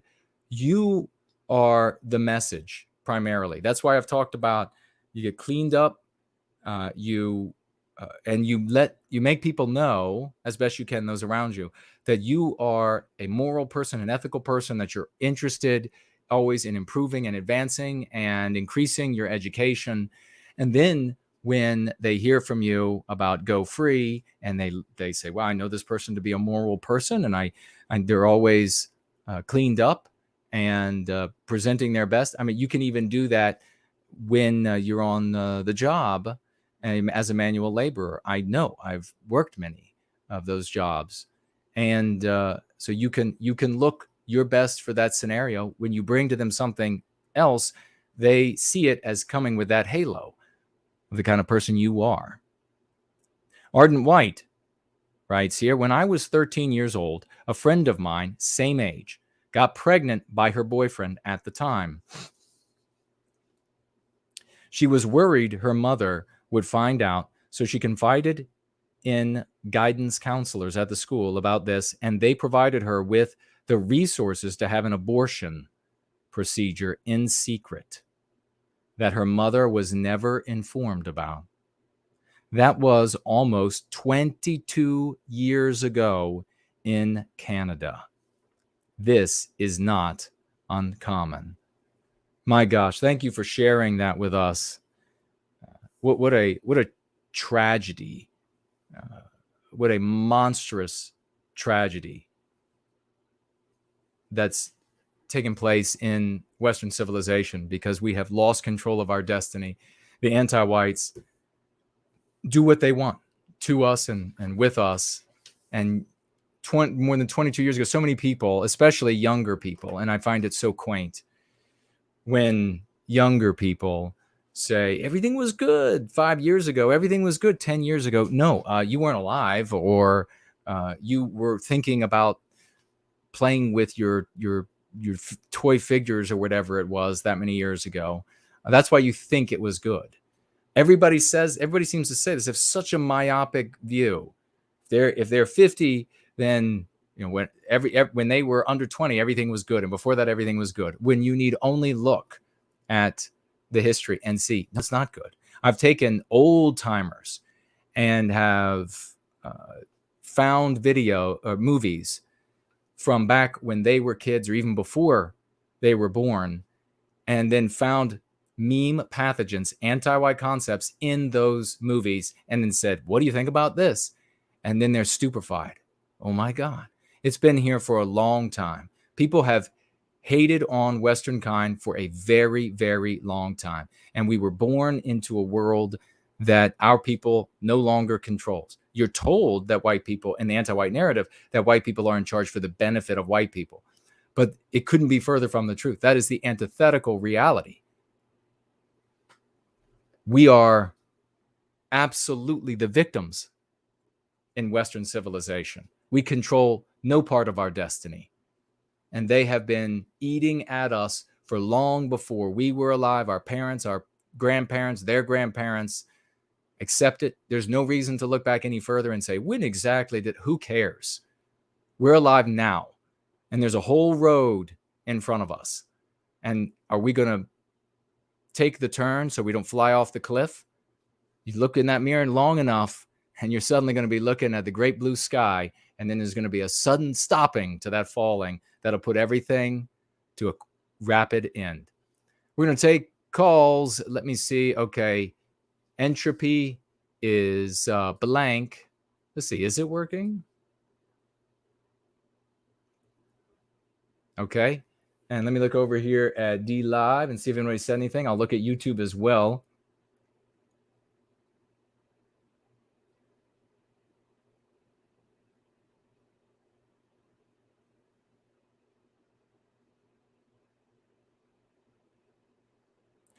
We have White Wellbeing Advocate, financially gifting $1. God bless you, my good sir. And he says, I've been spelling white erasure as a single word. Usually white erasure with a space, at least to introduce the term in easy to read, immediate understanding form. But it makes sense visually as its own word. What do you think? I've never tried it as a single word, but I'll take a look at it. But that's absolutely, white erasure is the concept to use. I know that others out there will tell you that there are these other locutions that are more powerful. It sounds more dreadful, but your brothers and sisters out there that you want to convince are not going to hear what you're trying to say. They're going to think you're crazy because they're going to be looking for piles and piles of bodies, emaciated. They're going to be looking for people being shunted like cattle into extermination rooms and all of this kind of stuff. So you just look and sound crazy, and then they don't want to talk to you anymore. They won't listen to anything else you say. The only people that are going to hear that, in my opinion, and I know that there are smart, good-looking, active folks out there who are advancing other things and that are not necessarily white negative. They're doing great work. More power to them. I'm glad they're active. I want them to continue to be active in their own approaches and their own angles. But at the same time, I can make a case for what I think will work, what does work demonstrably, and what won't work. And I have made my case many times about this, about white erasure, and how easy it is for people to pick up versus another term, which is demonized, and also that people who don't already agree with you, when you're talking about people who already are in the white sympathetic sphere and they're openly white sympathetic, when they hear the other phrase, they're like, oh yeah, that's ultimately what is happening. And yeah, if you look at the UN, that's really, go out and say that to somebody who's not already in the white sympathetic sphere. And they're going to have, it's a completely different response. They're like, are you batshit nuts? So I recommend white erasure. And you can say biological white erasure to be very specific. All right. Let's see what's going on here.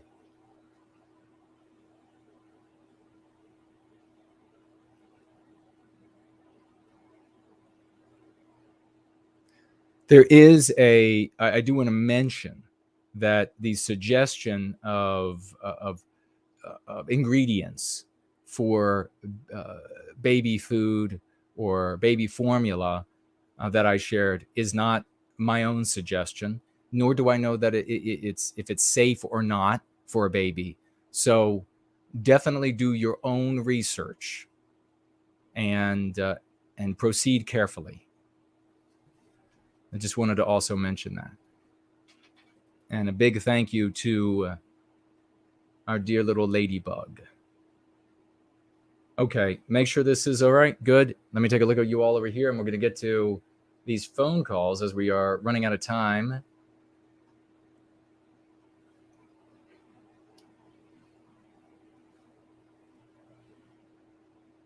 First Last says, I'm not here, I'm here. Okay.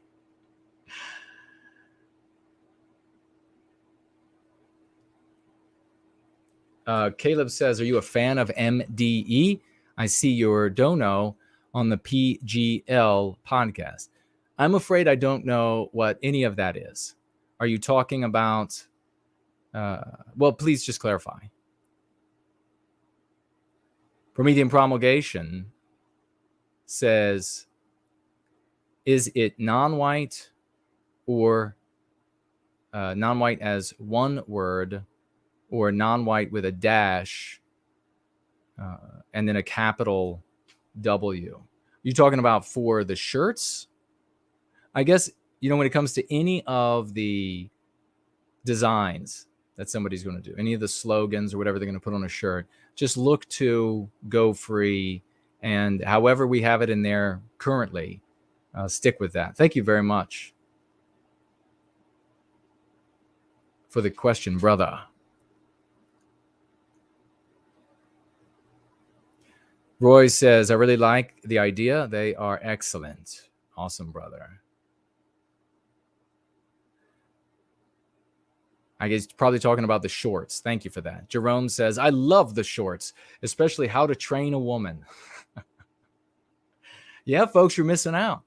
If you're not looking at the shorts, YouTube shorts, you're gonna miss some funny things. By the way, I don't, when I have our gatherings, when I roll in and everything, and I might tell a joke here or there, I don't remember like where all of these things are. So if you do and you think something is funny, then reach out to me. You could do it right in the thread of the video. You can say, hey, at this hour and minute and second part of this gathering or this show, you said something that's funny. Maybe you want to turn it into a short. I'll take a look, and if it's worth it, I'll turn it into a short. So help me out. Help me out. Kingdom of Vinland is with us. Great to see you, brother. No White Gill Clip says he's loving the shorts. Thank you. Victorian Time Traveler, the airplane shorts were a bit too strange when taken out of context. I know I said it was a good idea, but again, they should be something that you would... something that would make sense out of context. All right. Thank you for the feedback.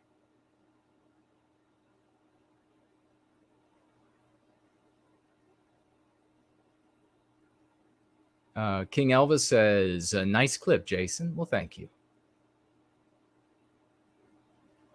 Yeah, that was No White Gill Clips is what I think you're talking. When I saw it, I was like, wow.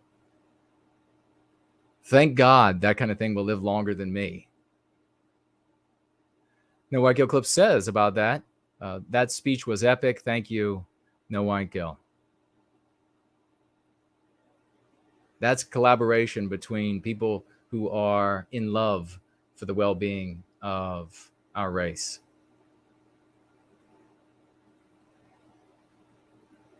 Roy also wants to know about calling in.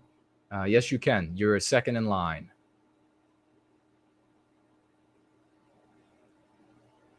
Let's see.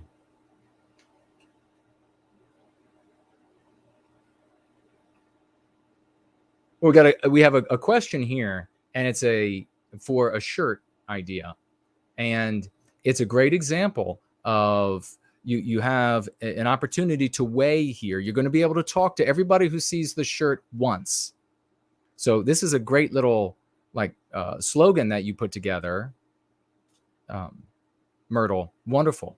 Don't spite the white, and it's got a quick little quip and a little rhyme to it. But is that sentence going to empower your readers? They're only going to see you once. Then they're going to go back to the anti-white narrative. So you want to include some of the 5 key concepts or some of the other of the lexicon from Go Free, so that they see it and they go, and they take it and they're empowered by it. This is what we're taught. This is what Irish Ice does so well. I'm very impressed by him. Thank you for the suggestion. Coconuts has been following Jason, No I Guilt, going on 4 years now. Everything he has written and recorded is spot on and helps me see the truth. Wonderful woman. Thank you, Coconut. That is fabulous. Thank you so much. Nancy Drew says Jason's shorts have already been censored by YouTube. Have they? Can you not access them anymore?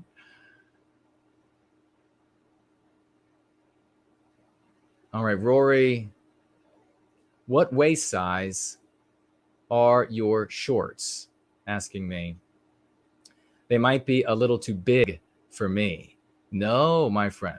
I have a narrow waist and large chest, which is why, and lat muscles, which is why all of the clothing of your typical man, we got to get to the calls, all of your clothing of a typical man these days doesn't fit me. It's very hard for me to find like nice shirts. Normally what it ends up being is I have to get a shirt that's big enough for my chest and lats, and then I've got enough material to make a content out of it.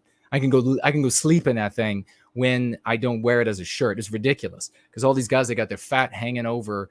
It's just nasty. So I have a very narrow waist and wide shoulders and chest.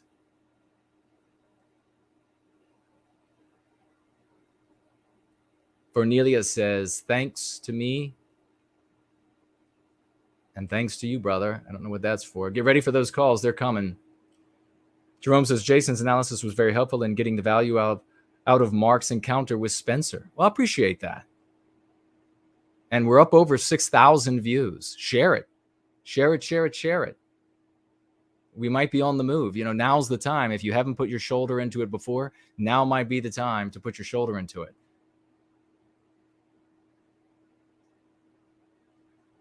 Victorian Time Traveler says, that legend is right up there with Bigfoot and the Chernobyl chameleons. The legend of the Arlington Panther. We could actually start that. Wouldn't that be great? Rory says, at least No White Guilt knows how to tie a half Windsor knot. Yeah, it's beautiful, isn't it? You got to take pride in these sorts of things. I actually made a Kuna knot. Maybe I'll show you all one of these days. It can't be done with every tie. I did it when I was working on the Hill because so many people did this, although they did it poorly, I have to say. I did it wonderfully. Everybody said so. But I decided, you know what? Every now and again, I'm going to change this up. So it's got to be a certain tie, a certain cut.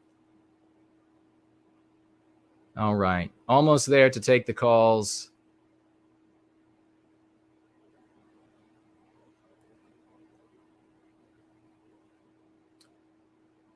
Jilly says, infanticide bill and baby formula shortages are an interesting non-coincidence. Oh, you shouldn't have a baby if you can't feed them. Yeah, exactly. Caleb said it's a $2,500 dono. That was done by the great Tall Kevin. And we are so very proud of him. I have watched that show before, and I certainly watched it as soon as Sam Hyde's show, as soon as Kevin made that happen. So we have celebrated him many times. We're very happy with him.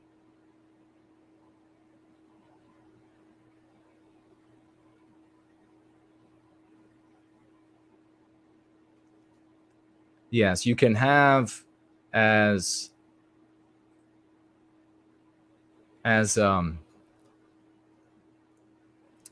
Jay is pointing out, you can have tools of self-defense. You should consider tools of self-defense, and at the same time, noting correctly that it is a tool of self-defense. You're not preparing for armed or any sort of conflict with police or government or anything like that. So that is the right position. You do want to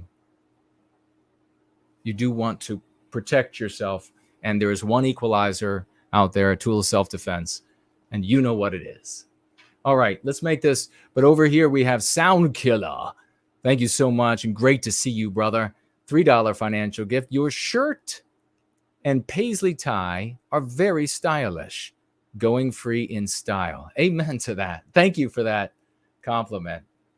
And on that note, the first call goes out to Mr. Rory Herbert.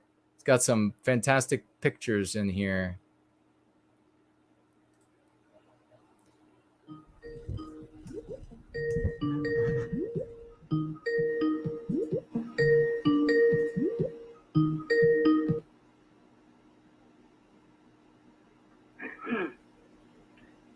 Jason. Yes, sir. We can hear you loud and clear. Good evening. Excellent. I mentioned earlier about my Concord flight. Yes. And I thought I'd tell you a funny story about it. Very interested. When I was checking in at Washington Dulles Airport, I checked in my package. I also had a box with me, which contained a starter motor for a Bristol motor car. Oh, cool. And the reason for that was that my father had this Bristol 411 motor car, which had a Canadian-built V8, and he couldn't find a starter motor for it in England. So I managed to find one from Canada. And so I checked it in. And I thought, well, that's fine. Went up the Concord Lounge at Washington Dulles, which was unbelievable. I mean, you had sofas, beautiful women coming to you with glasses of champagne and aperitifs and that sort of thing. But anyway, suddenly over the PA, they said, "Oh, is there a Mr. Herbert here?" And there was actually another one who went up to the bar or whatever, but he happened to turn out to be the digressing. He happened to turn out to be the 16th Earl of Pembroke. But he walked away, and I went up. I said, "Yes, I'm Mr. Herbert." And he said, "Can you please go down to check in? Because I have a question about what you're checking in." So down I go, and they said, "Oh, we've got this box. Could you tell me what's in it?" I said, "Well, yes, it's a starter motor." And they said, "We thought it might be a bomb." Oh my God. So there you go. I may have been the only person in the world to be suspected of putting a bomb aboard Concord. Oh my gosh. You're like the last person that would ever do anything like that on planet Earth. Well, absolutely, but it was quite amusing at the time. I bet. But, I don't know, Jason, do you want to know more about my flight? Yeah, we just, if you can pack as much as you can in about the next 2 minutes, be great. Right. Okay. Right. Well, first of all, the takeoff was amazing. I mean, it's about 1.5 times the G-force you get on a normal takeoff. Really? Wow. Oh, absolutely. I mean, it's massive. And then, you fly at subsonic speeds and past New York.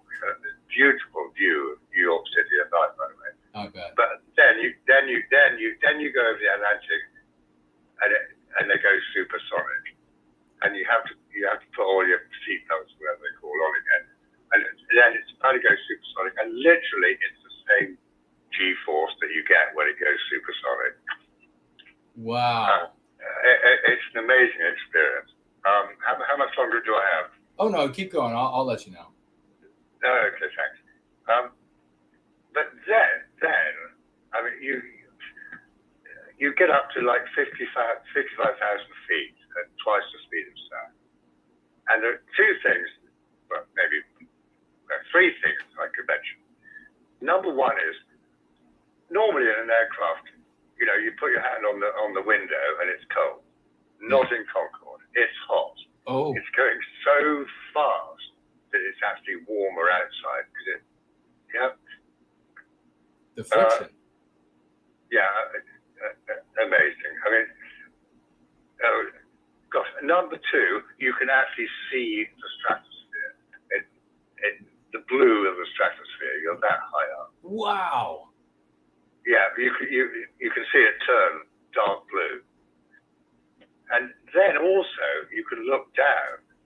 And if anyone ever says the Earth is flat, I can tell you right now it is not, because you can see the curvature of the Earth from that height. Yes, I won't say who, but I can say that I know of another individual, a business leader who flew several times on Concord, and in relating his stories about being on Concord, he mentioned the same thing about being able to see the curvature. Remarkable. Yeah, it is. It's quite an experience. I know Elon Musk is going to invite you up in his spacecraft to see the curvature of the Earth, not too soon. But we'll wait to hear from you about that, Jason, won't we? Yes, exactly. Well, that's really so the heat was heating up the fuselage so much that you could feel the heat radiating through that window. Oh, apparently, yes, Jason. Apparently, Concord actually expands by about 1.5 inches. Yes. Because of the heat. Yes. At that temperature, and the heat is only because it's going so damn quickly. Yes, precisely. That one of the weirdest things I've seen, never in person. Like I said, when Concord was still flying, I used to be, I would be out with my friends in the street playing touch football in the street. Not a very smart place to play, but we did that often. And we would all stop. All the other planes we didn't pay any attention to, kept playing the game. When the Concord roared in, we would all stop and just gawk, mouths hung open, looking up at it. But years later, I found video. Everybody can do this now. And you can look at Concord sitting on a tarmac, getting ready to fly, and you see the liquid pouring out of it, even while there are these big starter motors out there hooked up to the engines to fire the engines up. That fluid pouring out is the kerosene that it flies on, because there are these gaps, what Rory is talking about here. You can also see the same thing with the SR-71, leaking fuel. Really remarkable. Well, interestingly, Jason, when I was a child, Concord was built in Bristol, in England. Wow. Which is about 50 miles from me. And I used to see them testing it and doing aerobatics. Oh, wow. And you know what? I thought to myself then, I have to fly this thing someday. So what I did was, I saved up all these points because at the time US Air had an agreement with British Airways, and you could save up these points. And I saved up enough points to either have a first-class ticket on British Airways or fly Concord. Oh, So, I mean, there's only one choice there, isn't there? yeah. Oh, only one choice. You know, and it was like, would have been $6,000 ticket or something round trip. But yeah, so I got it on points. That's magnificent. Now I heard that, and we'll get this from you in any final thoughts and let you go for tonight at least. I heard that it was quite cramped in the cabin. Is that true? Oh, yes. I mean, the seats, it's not first class. You've got, I mean, they're all very nice leather seats, but yes, they are, it's not a wide-bodied aircraft. So yes, they are quite close together. But, however, you get on and, you immediately have, the food actually was average, but it's served on beautiful plates with beautiful cutlery. The drinks are amazing. I mean, it's like the best champagne, the best port. Oh, I bet. Yeah. You really got about 3 hours to enjoy it. But that's another thing. Just to finish. On the way back, flying back from Heathrow to Washington, 3-hour flight. You land before you take off. In terms of local time. Wild. Yeah. And there's no jet lag. Oh my gosh. It's just like a long day. You've got like a couple of hours longer day. That's it. And there's absolutely felt no jet lag whatsoever. That's amazing. That is absolutely amazing. Well, I will just say thank you to the white man for building that technology. We did, absolutely. And what technology? And I just think it's a shame that it doesn't exist anymore. But you can imagine, with all the greens that we have out there and the climate people, it'll never happen again. No, I don't see it either. It's a shame. At least not in our current context. But, brother, it is always great hearing from you. So any day you want to call and you let me know, and we will have you on. Well, that's very kind of you. And obviously, for me, Marmesian hails. What's this now? Marmesian hails. Oh, Marmesian hails. Yeah, the Marmesian hails to you as well, brother. Yep. Lovely to speak to you, Jason. Same as well. We'll talk soon. Absolutely. Bye for now. Marmesian hails. That is right now, Carlisle is laughing her ass off wherever she is. Okay, we're going to call Roy. And Roy, did you message me on Skype? I see you here. We're going to call Roy. I have said, folks, that I told the story. I was on this dinner boat. I was in just right outside Georgia, and everyone on the dinner boat was black except for me and my date. And I did not plan it that way. It just happened that way. And anyhow, we were sailing along, and we were coming across just these beautiful structures, one after the other. And finally, all these things built by white people. And I made a joke about, do you think any of them are going to thank us at any point? She's like, shh. Anyhow, we came upon a bridge. It was all lit up. It was absolutely stunning, a magnificent creation of Westman. And I did not mean this, but it has now lived with me for a long time. I looked up at the bridge, all beautifully lit up, and I said,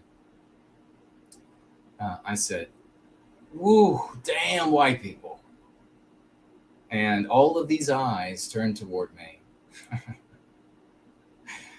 Nobody could deny it. Nobody said anything. But I think a whole boat of folks could have easily taken me, but nobody said anything. But on that note, I will call our one and only Roy. Our one and only Roy. Oh, Hello. Just a moment. Hey, brother, what's going on? Hey, doing good. Great to hear from you. What's on your mind? Yeah, it's been a long time. But first of all, like, it's good that I'm back. I was feeling a bit sick in March because some bad flu or whatever it was. Yeah. But now I'm fully recovered. Weather is nice outside. I'm really looking forward to spend some more time outside.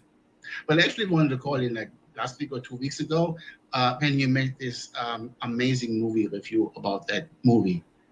And I'm not sure whether anybody has seen it. I actually made a short commentary on that and put that on my YouTube channel. Now, I was pretty much saying that, hey, it comes out of Hollywood. It's obvious to us who are going free, this must be anti-white. There's no way the anti-whites would produce something that's white positive and put it into a movie theater. That's just not going to happen.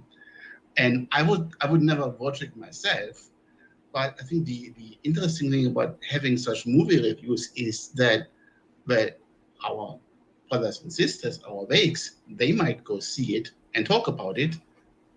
And it really helps us to understand what's going to happen in that movie and how to really talk to them about it. For instance, like just the day after I watched that review from you, I was at an IRL event and people were talking about it, and I said, no, it's clearly anti-white.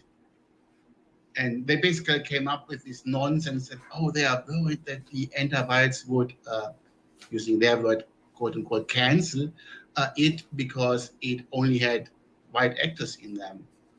And I said something like, hey, considering how anti-white the movie is, why would they cancel it?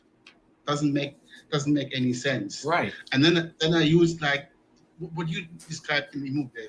What do you mean it's anti-white? And I told them, hey, aren't white people being portrayed in the like most brutal and primitive way, almost like they're animals? They're just like evil, and there's no good person in it. And I actually won this conversation. But I felt that on social media, when you give these people, like especially the cultness, if you give them time to think about it, they're so messed up and so entrapped in the anti-white narrative, they just don't want to believe it. Yeah, you're right, brother. I mean, it's a sad thing. And since I made my review, thank you very much. Everybody go follow Roy on his YouTube channel. And Roy, when you go back, you can drop your channel, happily drop your channel in the live chat so folks can follow you there and they can watch your comments on my review. But yeah, since I made that review, I've had some people, not a lot, but I had some people reach out and they were unhappy with my review. And their main argument was that it's all white people and we were this warring people and all of this. And it really is just, and it speaks a lot to the maturity of modern monarchists. When we had him on, he liked the Northmen, but he said the reason why had all of those negative things that I talked about, he was not trying to gloss over. He was not trying to say, no, that's not the case. Or he just said the thing he liked about it was that there was masculinity, there was battle. And in his world, there isn't masculinity. White males are portrayed as pathetic. And so that's there. I would recommend to people to look elsewhere for that. If you really want to see masculinity, manliness, there are plenty of movies of white men depicted in those settings where they are actually engaged in something heroic and noble. There's nothing you won't, and this is what I said in the review, and I'll pass it back to you, Roy. You won't look at this as a man of the West and have tears well up in your eyes in those moments of conflict, in those moments of battle. And the reason why you won't is because these are the battles of thieves. These are the battles of selfish monsters.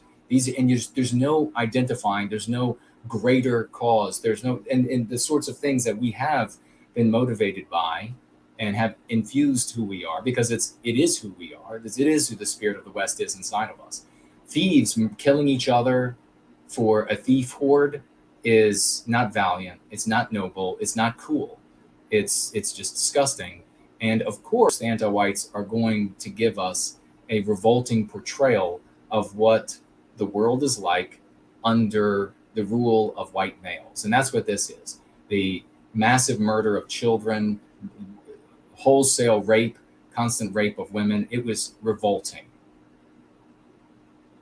Yeah, absolutely. And I mean, one of the most disgusting things that I read on social media when people said, "Oh, this vengeance in it," and all of that they said claimed that would be the way of white people. I said, no, we are noble people. We wouldn't behave in such way. We don't kill people just for revenge, and our ancestors didn't either. They didn't go out raping women and stealing stuff just like thieves. And some folks even claim that, they even had the feeling they tried to use our concept and like turn it upside down a little bit, claiming that, we are so brainwashed from the media, and when we wake up from that, we should realize that our ancestors were really those bad people, and we have to go there. It might be that they misunderstand it, what you just mentioned, that being masculine and strong. But this probably is like a good example of how much people are entrapped in the anti-white narrative without realizing it. Yeah. They probably do not have bad intentions, but they actually believe it. Yes. And it's quite sad to see when people just pick up everything the anti-whites throw at them. Like just doing the call that you had with Herbert. Some people had a little conversation in the chat claiming that the moon landing was false. Why? The biggest achievement that our people had, only anti-whites would claim that it never happened. They would be glad to white erase that from our history until some other people come along and say, no, we did it. Yeah. Yeah, no other race would take the biggest accomplishment of their people and all of mankind of all time and say, we never did that. Yeah, it's so ridiculous. And it's also that if you talk with like normal friends and family and you claim that the moon landing never happened, they think you're crazy. They think you've lost your mind. What do you mean the moon landing never happened? Earth is flat. It's all that nonsense. Oh gosh, it really is. I hope. But going back to that movie real quick, I think that the most damaging effect is not really what people like the MPs that people would get subjected to when they watch it, but probably the reaction that they see from stupid cult nets talking about it.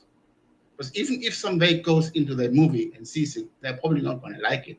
They probably have forgotten that they have watched it after a couple of weeks, like even like a month later. They might not remember that they have been in the movie theater watching that movie, but they still might remember having some of their co-workers or friends talk about how we should behave in this absolutely brutal and primitive way.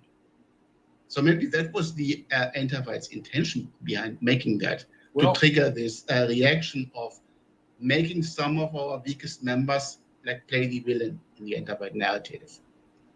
Yeah, I absolutely gotta let you go, brother, but I absolutely agree that that is what they were up to with their entertainment. We know that the subconscious mind believes the entertainment is reality. So now you have every person who watches this movie is going to believe that the reality of white people in Northern Europe is depicted in the Northmen. They will know that that's how they lived because subconsciously they saw it and it really happened for real. But thank you for calling. Roy, anytime you want to talk on the show, you let me know. We'll call you, brother. Never hesitate.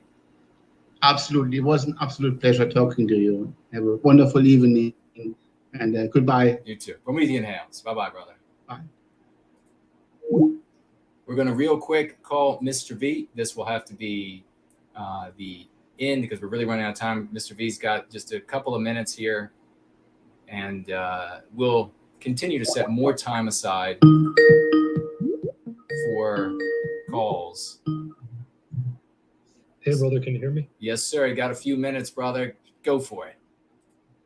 Awesome. So I will quickly plug the updates. So the Arizona GFC is running. You can check below. It's arizonagfc@protonmail.com. Awesome. So if you're in Arizona, check that out. Please send them an email and apply for the vetting. And they're going to be focusing on in-person meetings. So if that's your kind of thing, please apply for the Arizona GFC. Then we have an update. Western Associate, who runs the Florida GFC, he changed his email so that it's easier for people. It's FL, which stands for Florida, flgfc@protonmail.com.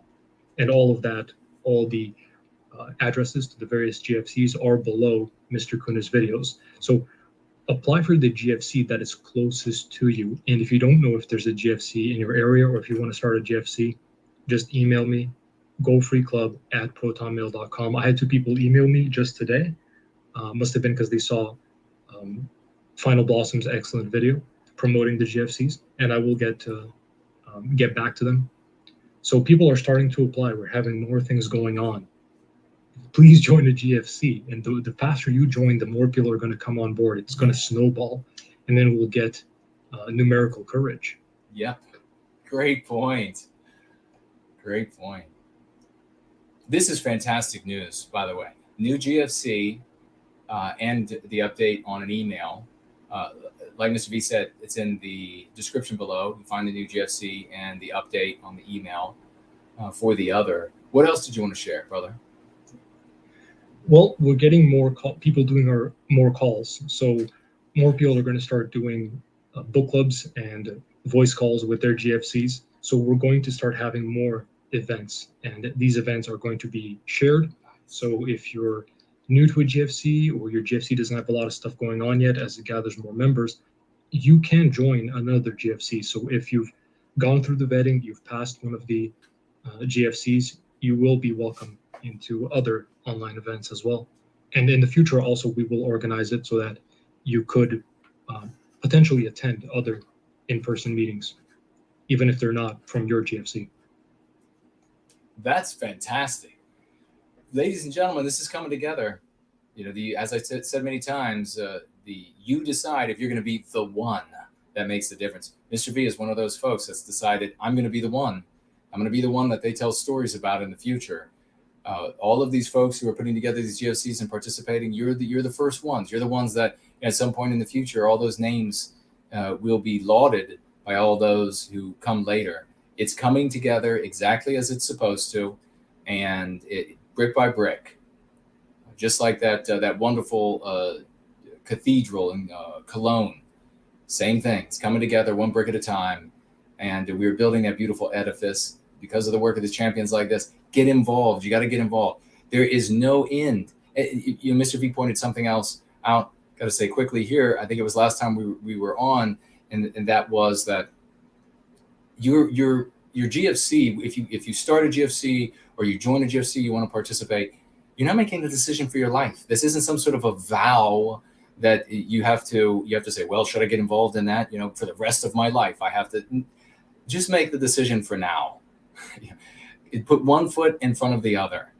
Don't let the idea of perfection prevent you from progress. Get involved, and you'll make a big difference in the world. You'll make a big difference in yourself, a big difference in your families. You'll have fun. These folks are having fun. They're watching movies. They're talking. They're doing the karaoke. They're having fun. Get involved and make it part of your life too. Mr. V, anything else you wanted to add? You're absolutely right, brother. A lot of the times our people, because they have the capacity to do so, they catch on to something and then they go on and on. Oh, what about this? What about that? What about this? And then they instead of doing the thing, they've got a million questions and they're already, planning everything out. It's like you said, it's not, no one's asking you, please sign here with your blood. And then there's nothing like that. You join, it's autonomous. You decide how much time and effort you want to dedicate to it and what you want to do. I mean, there's people who just pass by the call and they just listen in. Yeah. They don't have to contribute. There's people who contribute. There's people who are there all the time, and then there's people who aren't. We're figuring it out as we're growing, and we have lots of plans. All these GFCs, all these guys got lots of plans. So please apply for a GFC and go through the vetting. The vetting, again, is super simple. No one will ever ask you anything that could endanger your privacy or your safety.